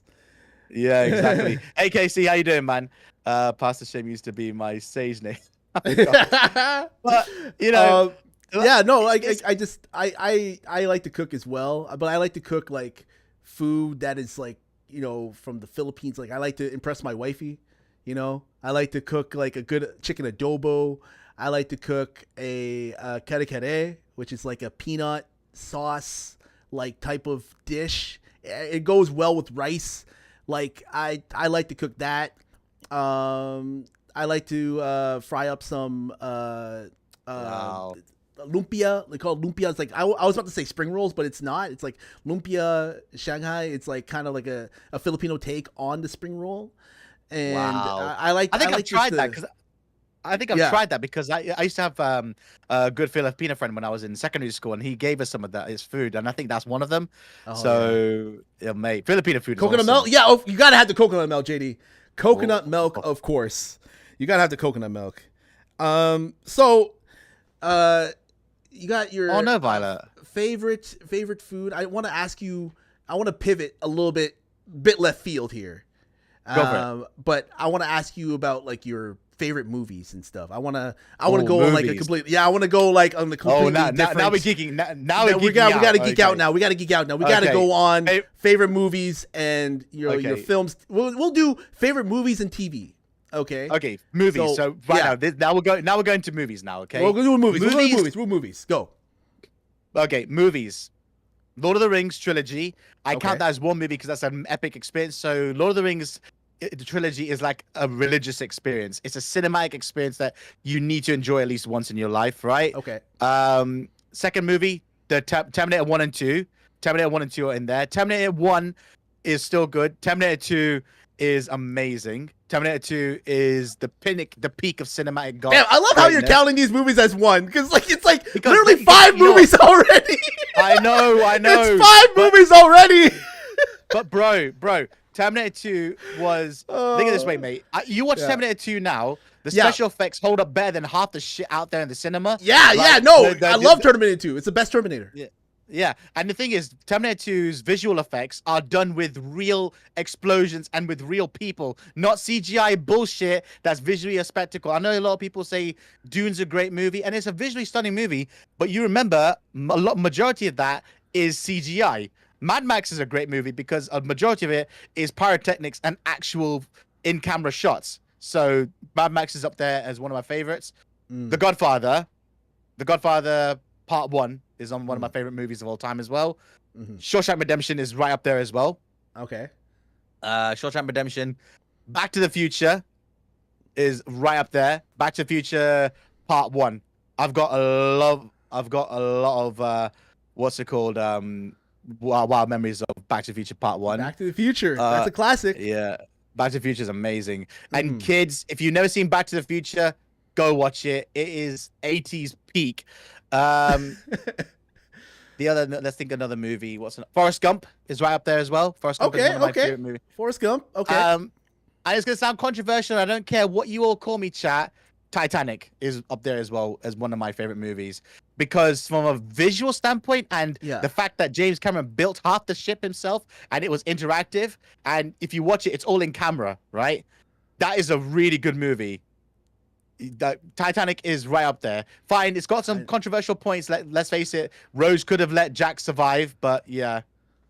I remember like getting the VHS tapes for Titanic. It was like on 2. It was like double VHS. Yeah, that's right. It was I thick. remember that. Yeah, it's a long movie, man. As a kid, I couldn't watch it because it was long and boring. Like I need action. Give me fucking action. I need action. Well, I need action. That's what videotape 2 is, because videotape 2, I think, is the actual syncing. So that's where you get all the action. Yeah. Okay. Like, I think I watched it, but I think I was like sleeping halfway through and shit, and then I was like, okay, the syncing's happening, and then I was like, oh, All right, cool. But I wasn't really a Titanic type of guy. No, I just appreciate Titanic for the amount of hard work that made it that went into that film. It's a great movie, and Drake is talking about the fact that Kate Winslet's tatas are showing. Yes, we as horny teenagers, we all knew that scene was there, but we conveniently changed the channels when we were watching that movie with the family. Conveniently, like, oh sorry, I changed the channel. Yeah, the opening scene is like a nude scene, like someone painting someone in the nude, right? That's right. Yeah, that's right. So the other movie I'd put up there in my list, The Dark Knight. Dark Knight is up there on my list. 100% agree. You need to see anybody who hasn't seen The Dark Knight. You got to see that movie before you die. 100%. 100%. The Dark Knight is for me, if anything, the greatest comic book movie ever made, and if anything, one of the greatest action movies ever made, because it doesn't end on a high note. It actually ends on quite a low, but it still ends with the legend of the Batman. So go watch Dark Knight if you haven't watched it already. And Heath Ledger will always forever be the greatest Joker ever put on cinema screen. Yeah, he will always be forever. Heath Ledger Joker kills like any other Joker. Like, it kills the Suicide Squad Joker. It kills the movie Joker. I like him, but like, it's not like, nothing beats Heath Ledger's performance. And at that time, like, for me especially, I was like, Heath Ledger as the Joker, like, what the fuck? And then you see him and you're like, this is the greatest fucking thing. This is the greatest Joker ever performed. Like, way better than Jack Nicholson's Joker. Yeah, like, exactly. Fuck Jack out. Okay, I wouldn't say that, but like, I did not like it. I did not like Heath Ledger's Joker is like top, and then I don't know who else. Like, I can't even compare. Like, he's just the best. Yeah. He's the GOAT. He was, man. R.I.P. Heath Ledger, by the way. R.I.P. Jack Nicholson played more comic book Joker, and that's what I love about Jack Nicholson. Yeah, they have like different types of Jokers. They're different takes on Joker. Yeah, exactly. That I was just about to say that. And then if I had to put another movie in greatest movies of all time, Pulp Fiction. Pulp Fiction is definitely Pulp Fiction's a goated. Good job. Pulp Fiction's a goated movie, man. Good job.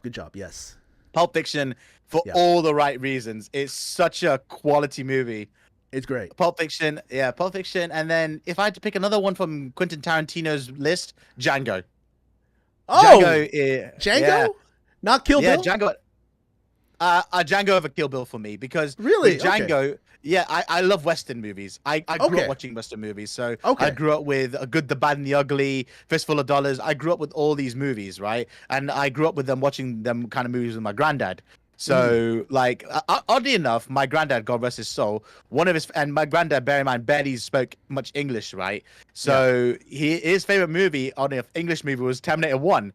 And he always say, hey, robot man is sketchy. So basically what he's saying is, where's the robot man?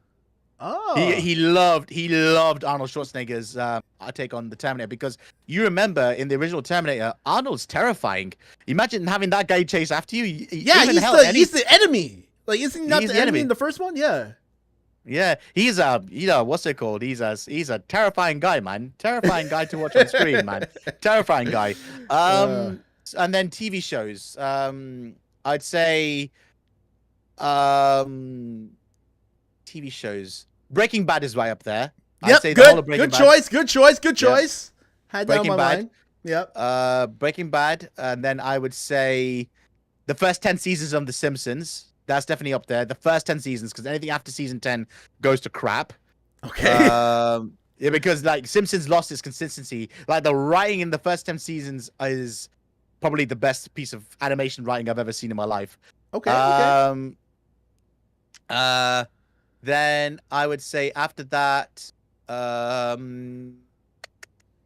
would I say after that? British comedy show, which you might have heard of or may not have heard of, Only Fools and Horses. That's a British sitcom show, which is considered to be one of the greatest British TV shows ever made. What's it called? Sorry? Only Fools and Horses. It's British. It's British sitcom. It's basically about it's a British sitcom about two brothers being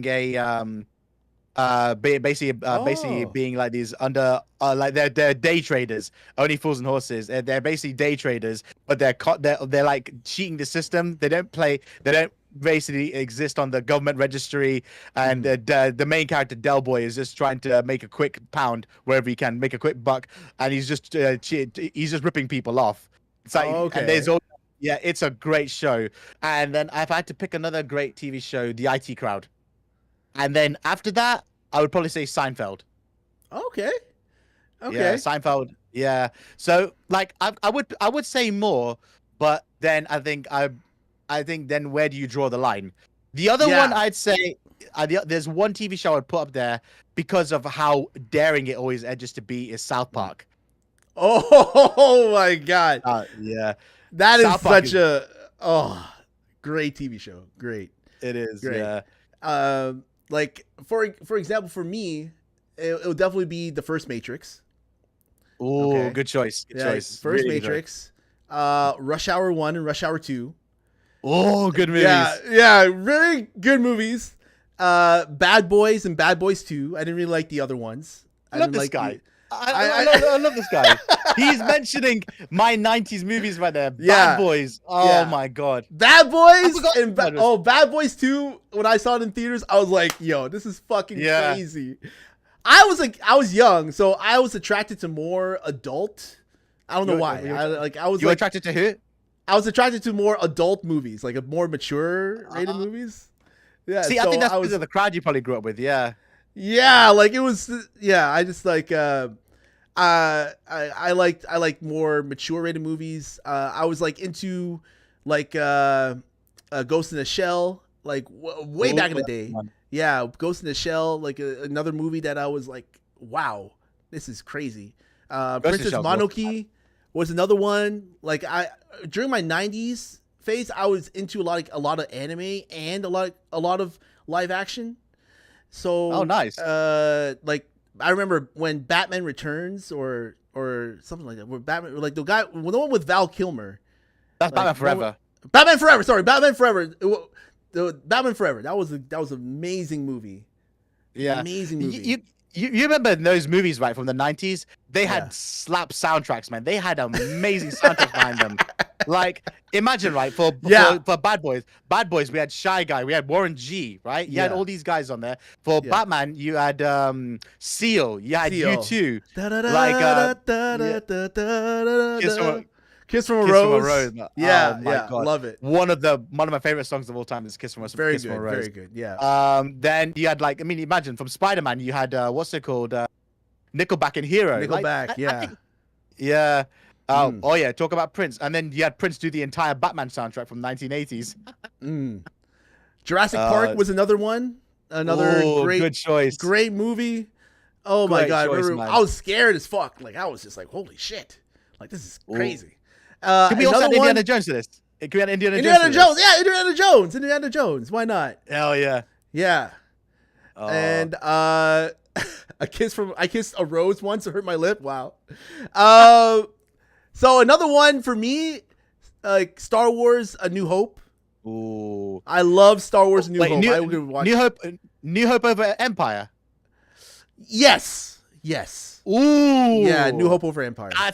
That's a bold choice, brother. Yeah, For me, it was always gonna be Empire Strikes Back. Empire Strikes Back over New Hope. Oh yeah, like mate. You like the reveal of like Luke, I'm your father. Nothing beats that star the Death Star battle. Like the whole when that scene happened when I was a kid, I was like, holy shit, I want to be an X-wing fighter. Like that's what really inspired me to buy like the games, like the games on N64. You know? Yeah. So, like, I was a big Star Wars guy. I was never a high fantasy guy. I was never into Lord of the Rings or Harry Potter or none of that. I was into, like, sci-fi, like Star Wars, cyberpunk. Like, I was into that shit. I was, like, very down and gritty. You must have loved Blade Runner then, in that case. Oh, actually, I never watched Blade Runner when I was younger. You never watched Blade Runner? I never watched... I watched it when I was in college, but not when I was a kid. And I thought it was boring when I watched it in college. I was like, what the fuck is this? This is not as hype... as it people seem to be, you know? I get it, but man, Blade Runner, what a quality movie, man. Blade Runner is amazing. But the worst thing with Blade Runner is there's so many cuts of it, though. There's the original cut, which has got the voiceover and stuff. Then you got the final cut from the director. So like there's so many versions of it to watch now, and I think I've watched all of them. Honestly, the Final Cut's my favorite. But Blade Runner, man, if you're into your cyberpunk stuff, Blade Runner is always the number one choice, brother. Yeah, okay. Like I watched the original Blade Runner, and then I watched like the newest one with like Ryan Gosling. It wasn't really like it wasn't really I my bought thing. that, but like even with Dune, I was like, Dune, what the I don't know. Like I wasn't really into. I was like falling asleep. I don't know. Maybe it's just me, but like I like things like The Matrix, like with a lot of action. Like when I watch The Matrix, bro, like the kung fu scenes, the gun scene, like the slow motion. It was so revolutionary back in the day. It was so violent. It was so gritty. Like every single shot in that movie was like wow, and like the soundtrack to the film. By the way, yeah, go ahead. So you remember The Matrix was revolutionary for what it was as well, brother. Yeah. And it was inspired by Ghost in the Shell. Like one of the inspirations was Ghost in the Shell.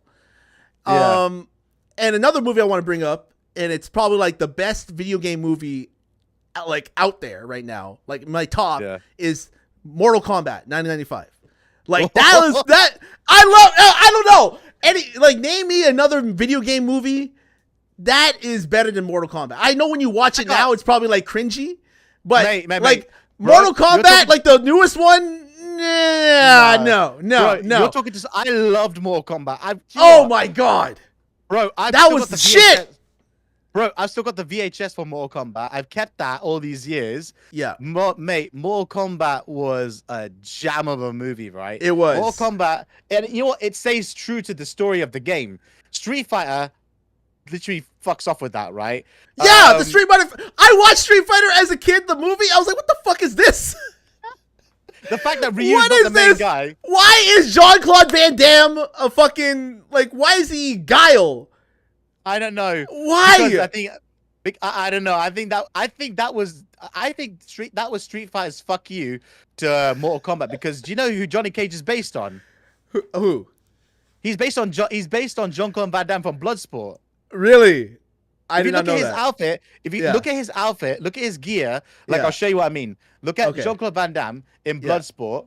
Okay. And look at his gear. Let me see. He looks is heavily inspired by that. So Jean-Claude Van Damme. Oh, okay, I see it. Yeah, Bloodsport. Like the exact same like shirt with the glasses and the pants.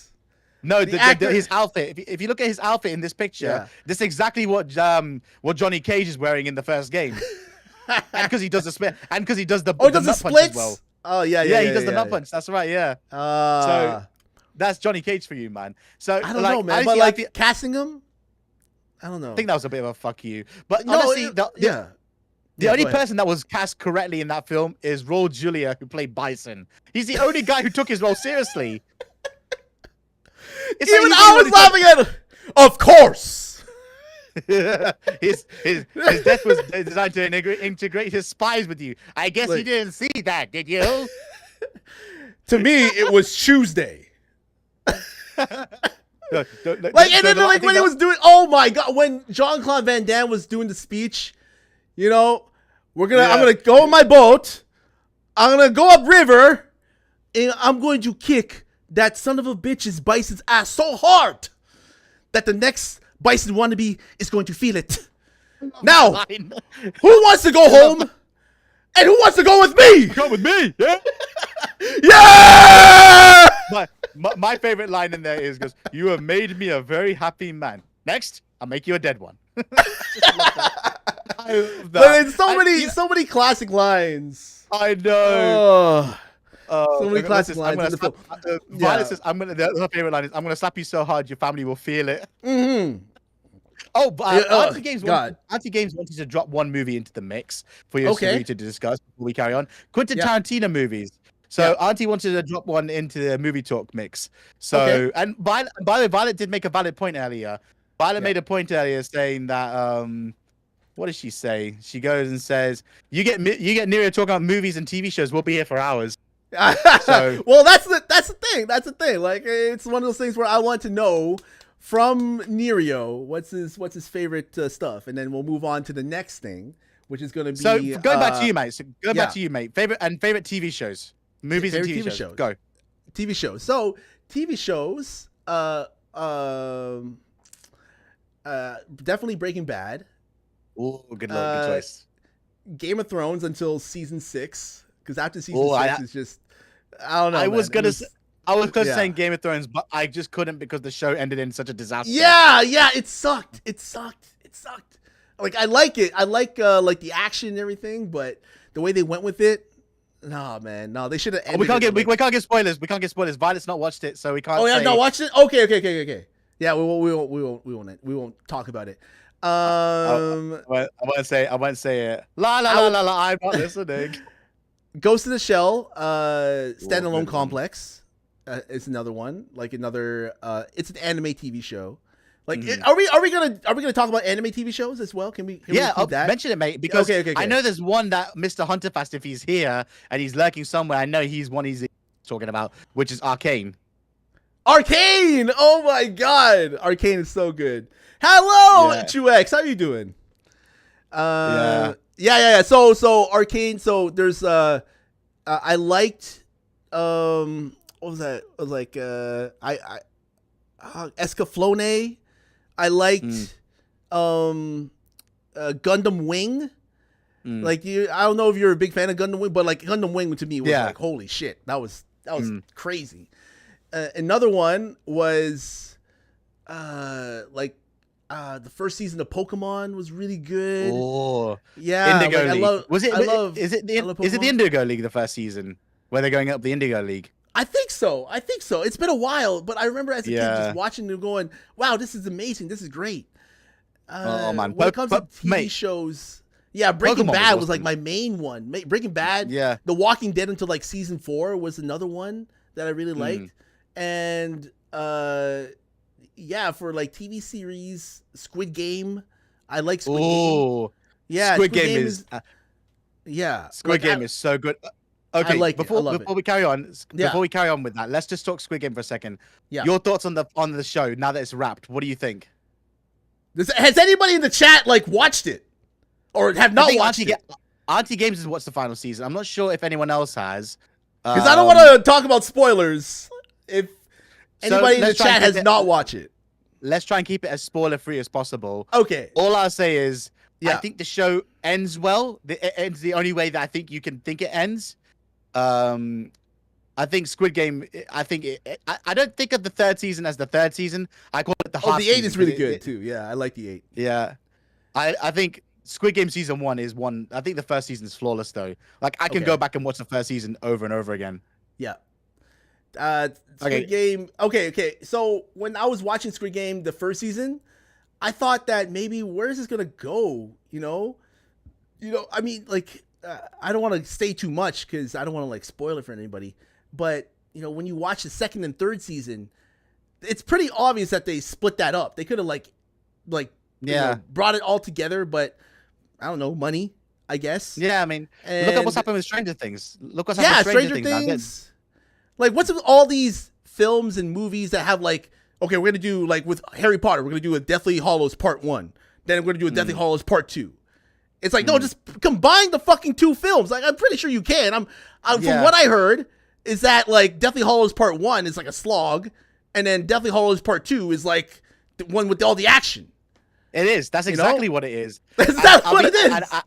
And mate, I don't put Harry Potter movies in my list of greatest films of all times. I think I don't even put the Marvel films in my list of greatest movies of all time because of the fact that those movies are like they're like theme park rides in my opinion because they're there and they're great, but I prefer the books over the film. Like I've read all the books. Okay. The Harry Potter books are brilliant. Same with Lord of the Rings. But Lord of the Rings I count as a cinematic event, so I leave that to be it. But with Harry Potter, when you read Deathly Hallows and you realize how much they cut out of it, it's really bad. Like they cut a lot of characters, they cut a lot of stuff. They even cut stuff out of Lord of the Rings, but what they left in was still good. Harry Potter, I feel like they skipped over a lot. I'm not saying they're bad movies. I take a great joy in watching Harry Potter. I even watch them at Christmas. But I will never put them in my top list of greatest movies of all times because the levels of quality on the movies, I feel like they were inconsistent. So, in your opinion, the books are like just better, like for Hell just, yeah.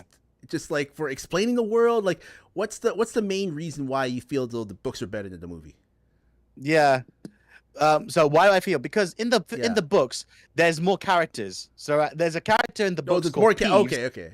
So there's a character in the books called Peeves, right? And Yeah. Peeves is literally cut from the first film. They actually filmed his stuff. He was actually filmed cast for it was cast by an actor called Rick Mail, and he's a known comedy actor in the UK. And we all thought he would play a great Peeves. He filmed it and everything, and he got a paycheck from Warner Brothers for it. Yet they cut him out of the film, and Oh, shit. he's a known character in the film, right? And Yeah. even the ending of Deathly Hallows, right? There's more drama and there's more context about the whole Horcrux thing. There's more context about what you can actually do to overcome a Horcrux instead of the way they showed it. And I know they did that for cinematic flair, but I just think, I think the books shed a lot more better light than the films did, and maybe they'll fix it in the TV show. Who knows? Maybe they'll fix it in the TV show. Are you gonna watch I the don't TV know. show? Are you gonna watch Yeah, it? I'll watch it. I just hope it isn't woke. If it's not woke, then I will enjoy it. What do you Because I'm think? Okay, yeah. Go ahead. Okay, I'll ask you a okay, question after. Okay. So, what do you think of the casting choice of Snape? What do you think? okay. Oh, that's a controversial conflict. I know, right? I know. We were talking about this last week because I had another lovely lady on my podcast. Her name is Nova La D, and she's a big pothead. She likes Harry Potter. She loves she loves it. She loves Harry Potter. She loves her Harry Potter. So she had an opinion on it. She said something on the lines of like, as long as it serves the story, then it doesn't matter if they change the character or they swap the character. And I just played devil's advocate, and I was like, well, is this what the original author envisioned for the character? Like, if the original author had this like person in mind for Snape, why not, be consistent and honor that? But again, so what are your thoughts on the casting of this character? So I think Violet's basically said my thoughts. Like, it's a controversial choice. Personally, I'm not a big fan of the casting choice, not for matter of race or anything, but because he doesn't describe Snape. Snape's character is not that, right? Like, Snape's got when you read the books and you imagine Snape in your head, he doesn't look like that.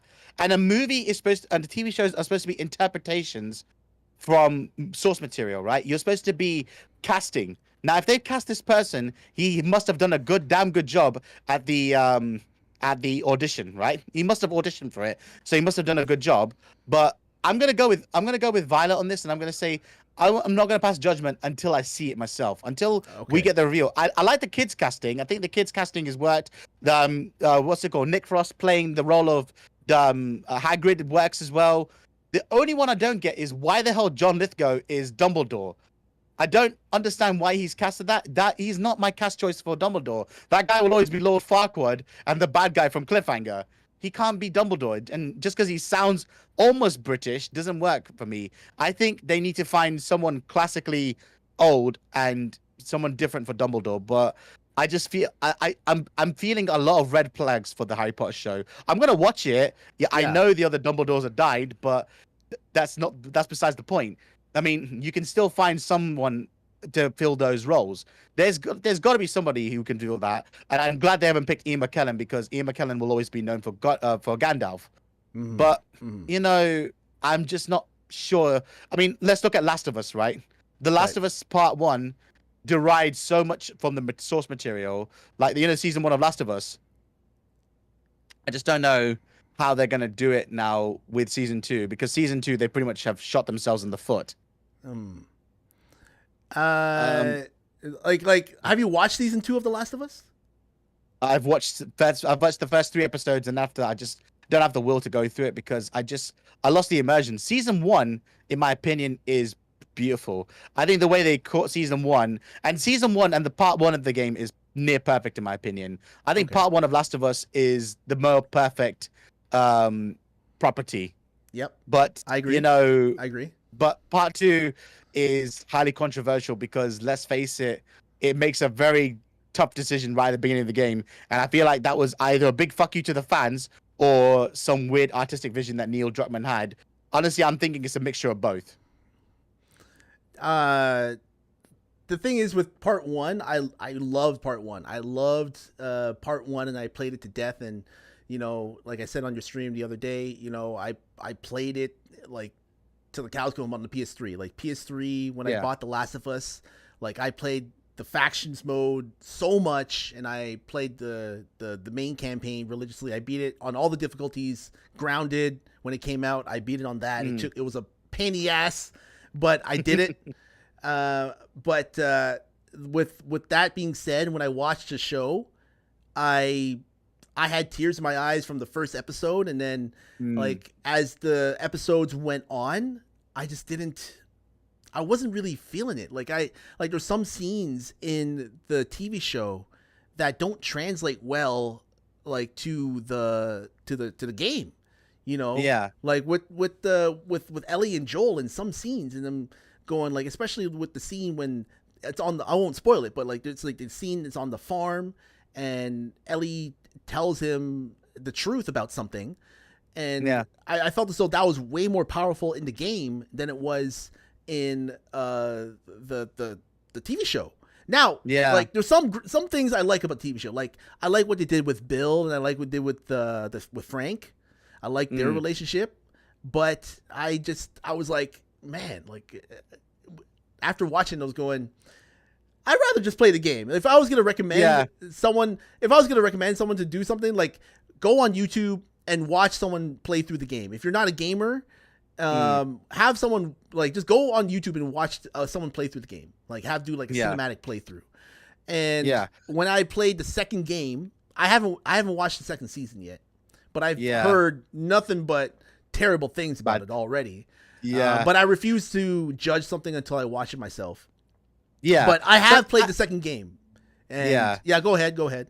So I had a thought on this today. I was just thinking about this today, and I think there's a reason why the second season hasn't worked, right? But why the first season did. So my thought process, and this is why, and if you think about it, this also kind of explains why Naughty Dog released a chronological mode. So they've released a chronological mode. Yes, I think 2 days ago.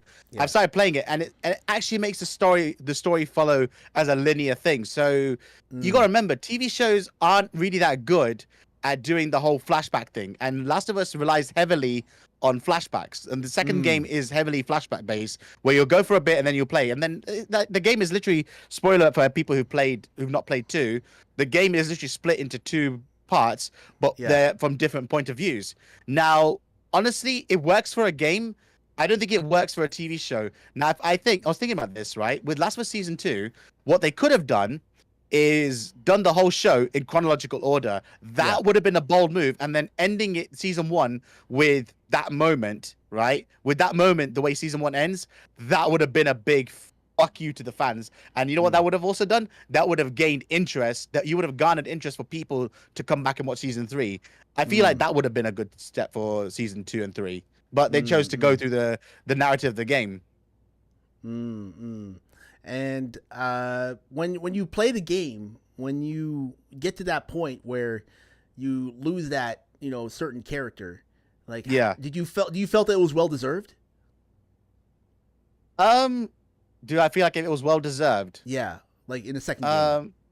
Like, do you feel like, oh my god, it was, wow? I honestly, I was shocked by it. I was shocked by it, but I was like thinking, I didn't like the way it was executed. I think the writing could have been a bit better, and it wasn't as, like, the way it happens, it's quite sudden, and the way it just happens is just, no.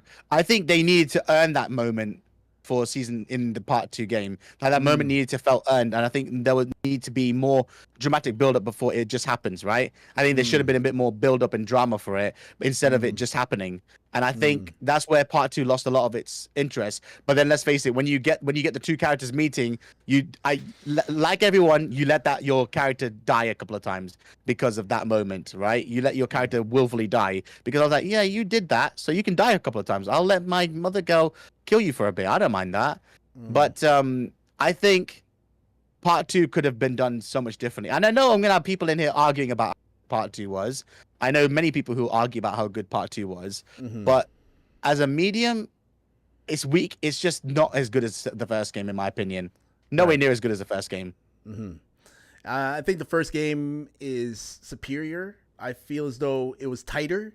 I feel as though it had a great story about loss and love, and it was the first time in a video game that I played it and I was going, wow, I could play this for another 100 hours.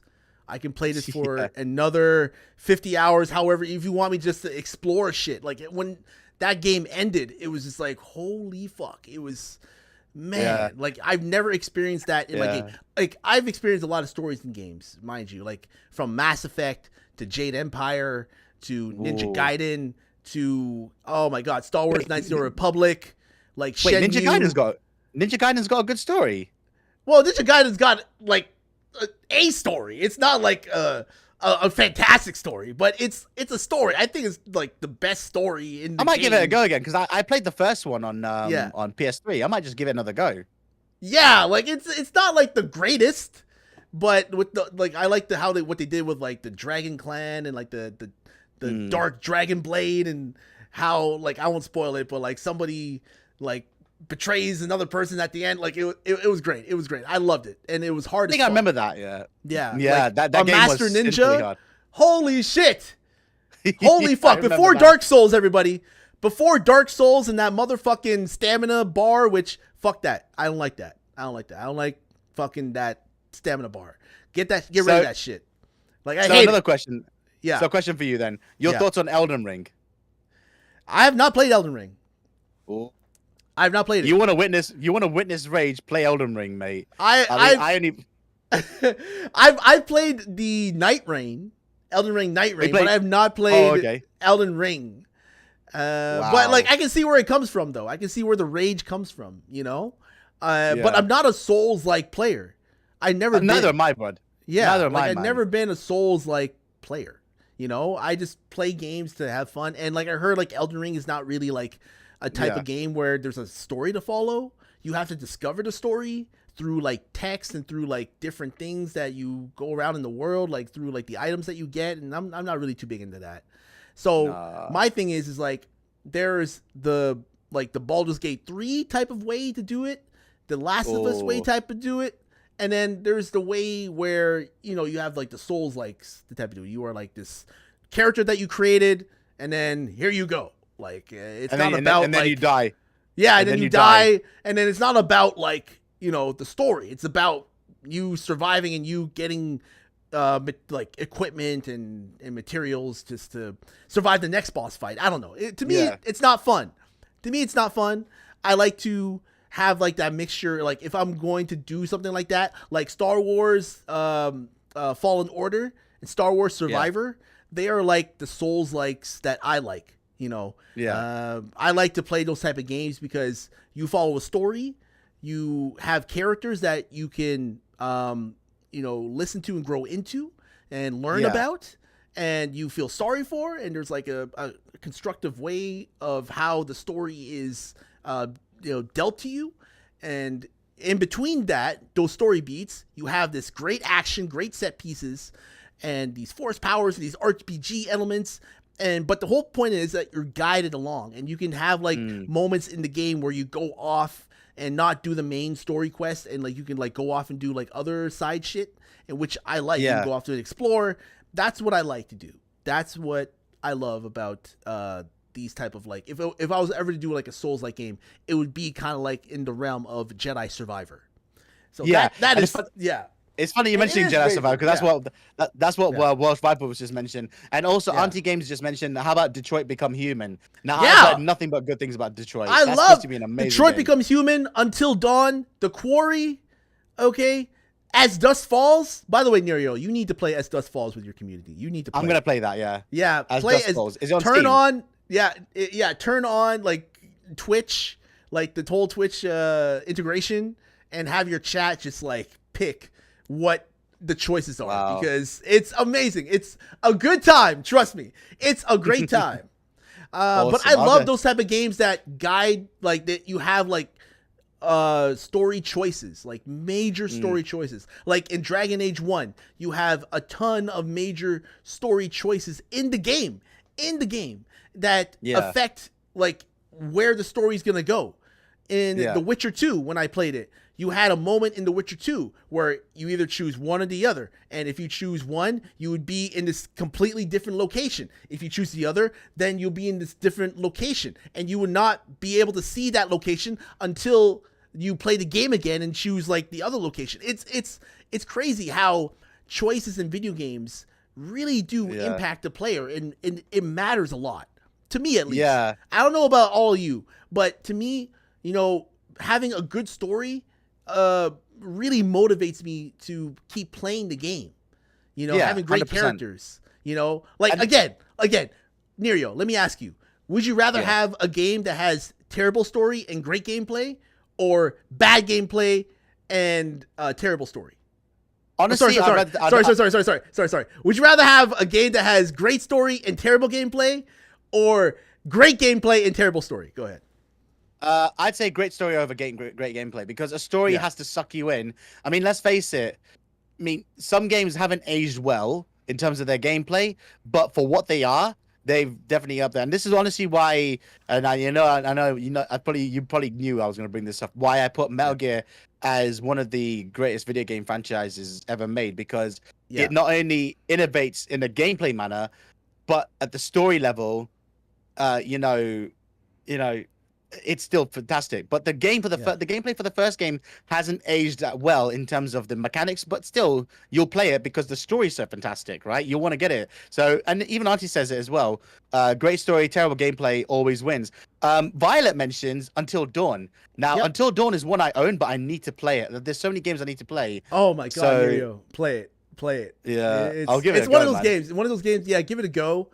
And again, like if you play it and you make decisions, like whatever decisions that you make, just don't reload it. Just whatever decisions that you make, just go with it. Like even if just follow it through. Yeah, just follow it through. Just follow it through to the end. Like don't worry about creating like or making it like your first playthrough perfect. Like don't worry about that. Just make decisions, and then once you get to the end of the game, you're like, oh, fuck, I should have done that. I should have done this. And you go back into it.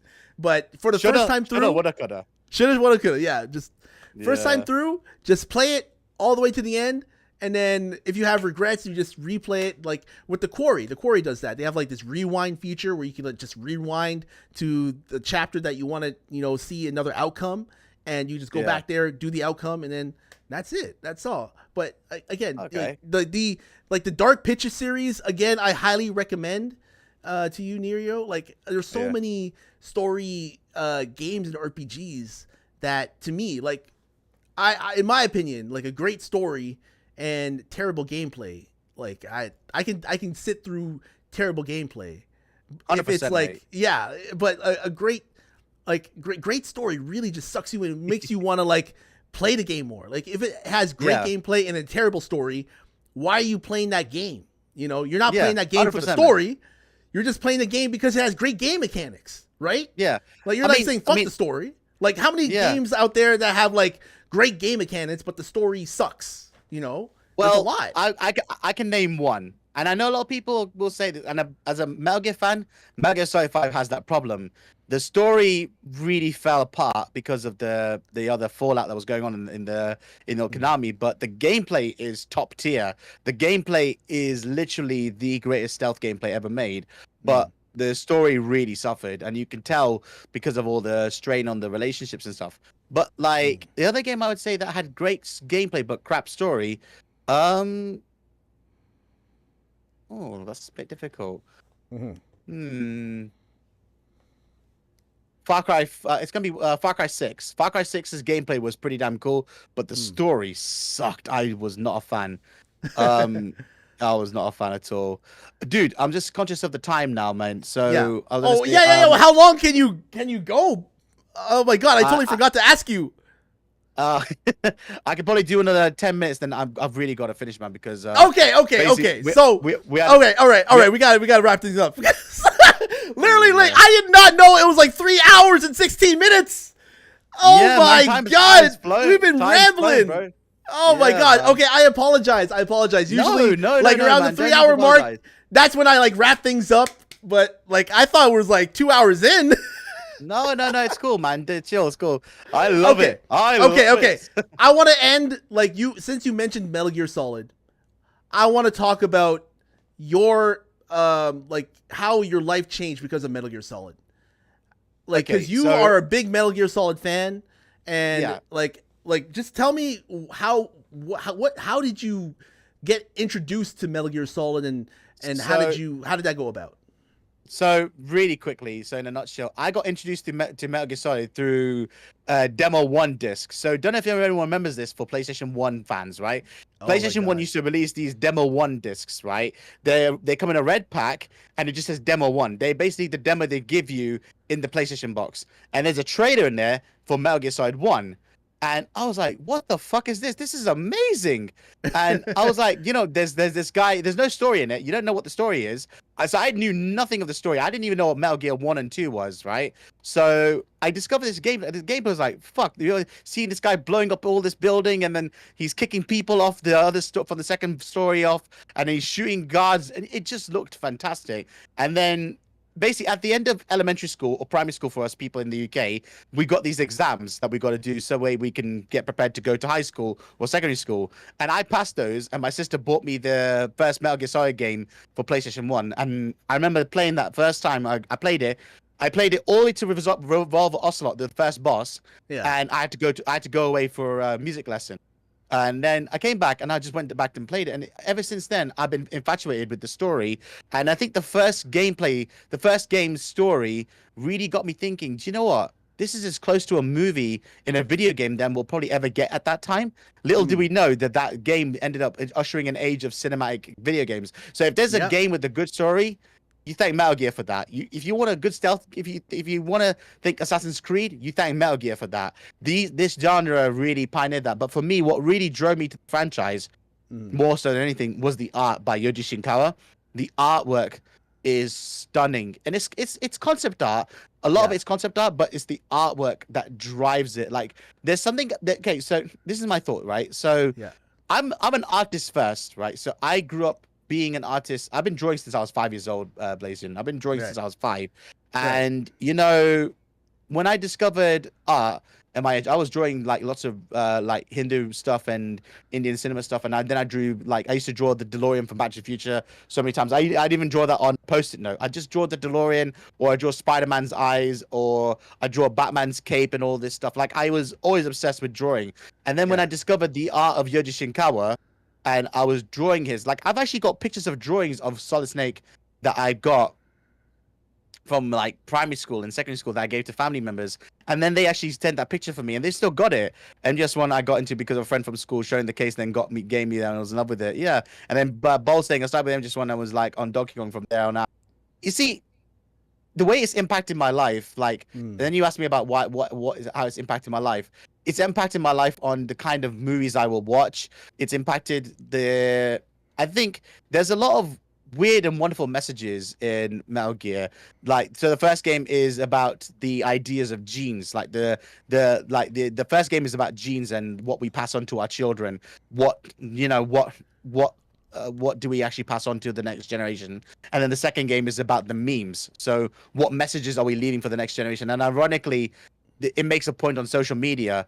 And then the third one is there's a lot of family loyalty and like there's a lot of family and love story elements in that. And I think the third game, like, if you look at the first 3 games, they're a perfectly packed trilogy. If you forget 4 and you forget Peace Walk and all that, the first 3 games are a really great cinematic experience, right? And for me, it's that and the fact it was pushing the medium forward, because it introduced mechanics that you've never seen before. But for me, the main core thing, if I had to always go back to anything, is the art. The art and the direction of how it was done. That's what I absolutely love about the series. I think I luckily I was able to meet Yoji Shinkawa last week, and he signed my Ludens figure. So I'll always hold that I'm going to hold on to that for dear life now. And I got to see Hideo Kojima as well last week as well. And Hideo Kojima's, he's such a cool guy. Hideo Kojima is one of the coolest guys ever. And then I actually got to meet David Hayter 2 years ago. And David Hayter is one of the most he's one of the most humble. He's one of the most humble voice actors ever live, right? And he genuinely loves the fans. There are some voice actors out there who don't give a shit. Although, but funny enough, when I was at the Death Stranding World Tour last week, I met a lot of people who met Troy Baker, and Troy Baker is known to be an absolute goat with his fans. Troy Baker is supposed to be one of the nicest guys in the world. I mean, and if you think about it, how many people have been attracted to the works of Hideo Kojima? Like, so many people are now worked with him. You mean a lot of people may not realize this, but he's got not just film directors from Hollywood and Japanese cinema. He's got film directors and actors from Indian cinema in his games. Wow. Okay. So he's really out there. So you know, it is what it is. And Auntie Games is currently playing Death Stranding right now, so she's starting to see the bit of the Kojima-esque, and I think it's the quality of storytelling. So I thank Metal Gear for really introducing me what a good game can be and how you can push the medium forward. I mean, I'm not gonna say that they're my only favorite games of all time. I think they're right up there as being the part of the greatest, but there's other games that are obviously part of that universe now. We've got a bigger universe. I mean, look at God of War, look at Last of Us, look at Spider-Man, look at Red Dead Redemption, Grand Theft Auto. All these wonderful games are now stemmed from the peak of generation. Do you feel like Metal Gear Solid was like the first game that you experienced that had like voice acting and like, you know, it was it like at that time there was no other game that had like voice acting and like nothing like that, like cutscenes and stuff? Nothing of that quality. I mean, let's face it, the earliest forms of cutscenes that we had were from Resident Evil or from Final Fantasy, and I've got mixed feelings about the voice acting on Final Fantasy VII. Not sure if it was that good. Like, the voice acting on Final Fantasy VII is quite frightening, but it's relevant for its time, and Final Fantasy VII is a beautiful game from what I've seen. Final Fantasy VII back in the day had voice acting? Yeah, I think it has. I think Final Fantasy, during its cutscenes, it's also got some type of voice acting from what I played. I only got to, from what I've heard, I've only got to the end of Disc 1. I remember Resident Evil, and I didn't own a PS1, but I played like Resident Evil. I watched someone play it, or I played it myself for a bit. And like the opening scene is like them running away in like that grass area, and it was like some, like as a kid you're not paying attention to the acting, but now when you watch it back, it's like so cheesy and so cringe, but that's what made it, you know, so good, because you know, when you actually get into the game and then you go into like the first like room with the zombie, and then you go into the hallway with the dog like crashing through the window, and you're like scared of shit with all the controls that are like janky as fuck, but yeah, no, if Metal Gear Solid was like the first ever game to have like those like interactions, because my first Metal Gear Solid game was on the Xbox, like Metal Gear Solid 2 Substance. I don't know if people remember that. That was my first. Yeah, that was my first ever Metal Gear game. Wow. And what an experience, man. I know. I was like, this is great. Like, I don't know half the shit they were talking about, by the way. I did not know what the fuck, like the whole thing with the Colonel, like him being an AI, and then like having like but Kojima like fucks with you when you're going up the elevator, and like it makes you feel like you ended the game. It's like game over, but you're still going. And there's so much shit in the game. Like Raiden was like, I don't know. I thought Raiden was cool because I never played as Snake in the first one. I actually beat the first one on PSP because I had like a modded PSP. So yeah, I played like MGS 2 like on the Xbox, and then later on when I got to like the college, I got a modded PSP, and then I played like Final Fantasy, a little bit of Final Fantasy 7, but I beat MGS 1 on the PSP, on the modded PSP. Yeah. And it was good. It was like great. I love like the ending song, like so many. Yeah, the end is yet to come. Yeah, the end is yet to come. There's so many great moments. So now I want to flip the question to you, mate. I want to, because obviously to wrap up our show. Yes. I want to flip this to you. So, what video game for you? I feel like it's that I am tired, mate. I'm sorry. I'm sorry, everybody. I'm sorry. I didn't realize it was this long. No. Nothing. Oh my god. I've been up since 5:30, bro. So it's oh okay. My god. Okay. We also had an incident last night where the house alarm went because the spider web went in, basically. A spider web tripped the sensors, so we had to go downstairs and sort that out. So it's nothing major, so I'll knock out straight after this. But yeah, so what video game for you inspired you, or what is like the peak? I was gonna say Final Fantasy because I remember how into Final Fantasy 16 you were when I first came across it when I was watching you. So like, what would be the game for you that inspired me? Like that inspired you, or what is like your peak? Your peak. Oh my god! Like think of a mountain. Think of the mountain and think of the summit. What is the summit video game for you?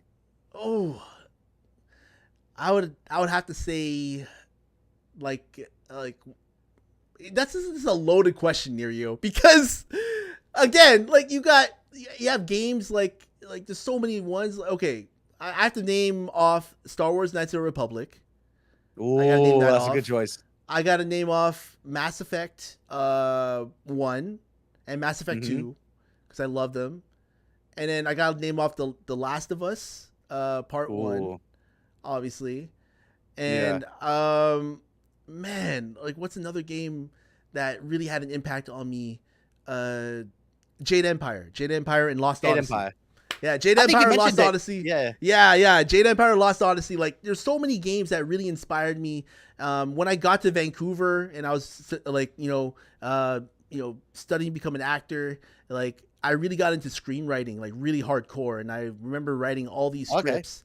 And video games and anime and movies were obviously a big part, but video games was the biggest part, and it made me inspired to write all this different shit. Like, it's incredible how video games in this medium really inspires us and brought us together.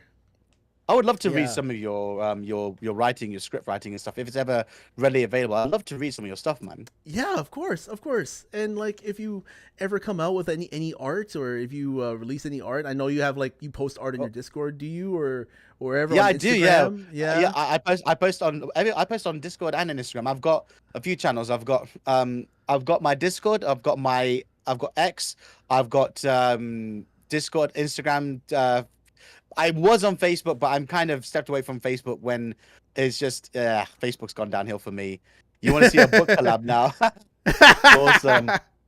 Like, I think, you know what, mate? I honestly think, like, for me, my art will always be like an ever evolving thing. My art will always forever be an evolving thing, and I will always strive to be as good as I can. But mate, like I've heard I can hear in your voice your passion for movies and quality writing. So this is why I feel like I'll be really I won't be surprised if I read your script and I thought it was awesome. I would not be surprised.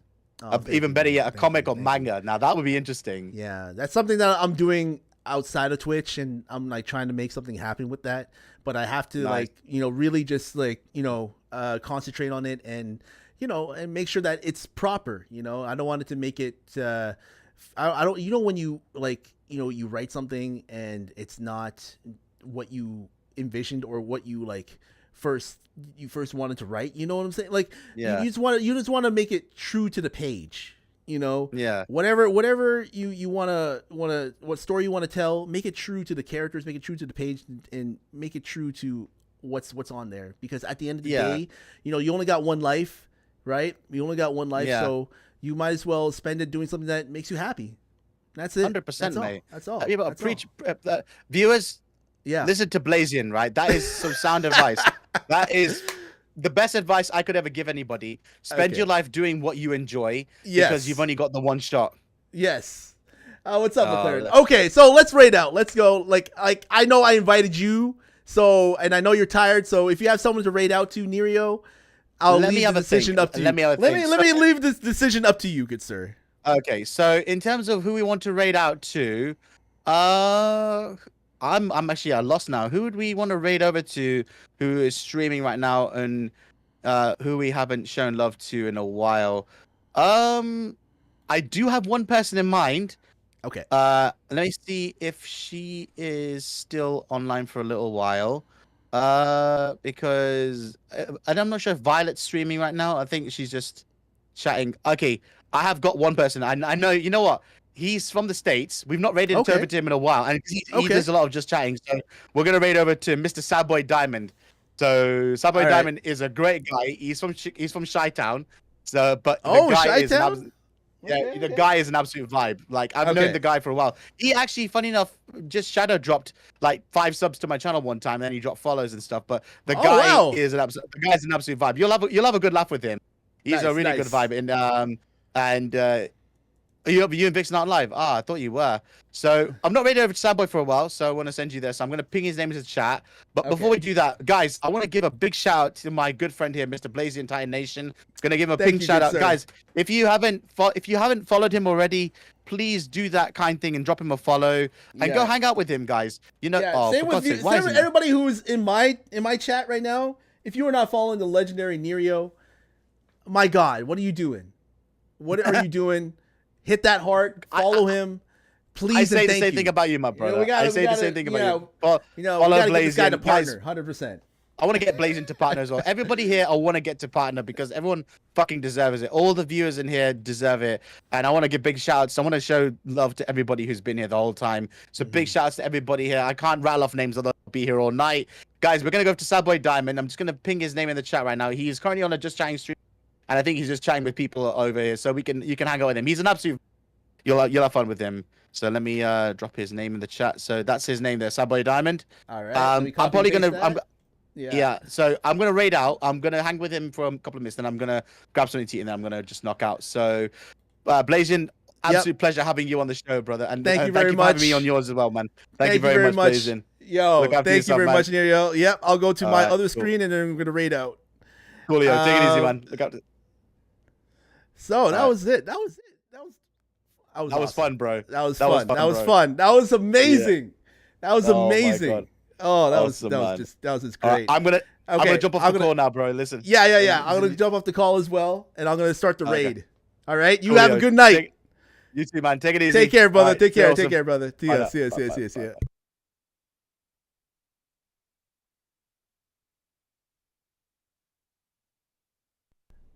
So yeah, that was it, everybody. That was it. That was the good old Neerio, and I'm gonna start off this raid as we start this stuff. I'd like to thank Neerio again. We've been going for like 3.5 hours, but thank you to everybody, Neerio, Onto Games, like everybody who showed up and everybody who showed love. I'd like to thank you from the bottom of my heart, and all the follows, man. Everybody who dropped follows, thank you. I'm just gonna raid out over to Sadboy Diamond. Okay, raid out to Sadboy Diamond, and hold on, should I? Yeah, let's raid out to him right now. I'm gonna raid out to him. Okay. Take care, everybody. I'll be back next week with Jonaru, and yeah, we're gonna do it up. We're gonna do another good podcast stream with Jonaru, probably early in the morning. Okay, take care, everybody. Have a good one, and yeah, always spread that love, positivity. Take care.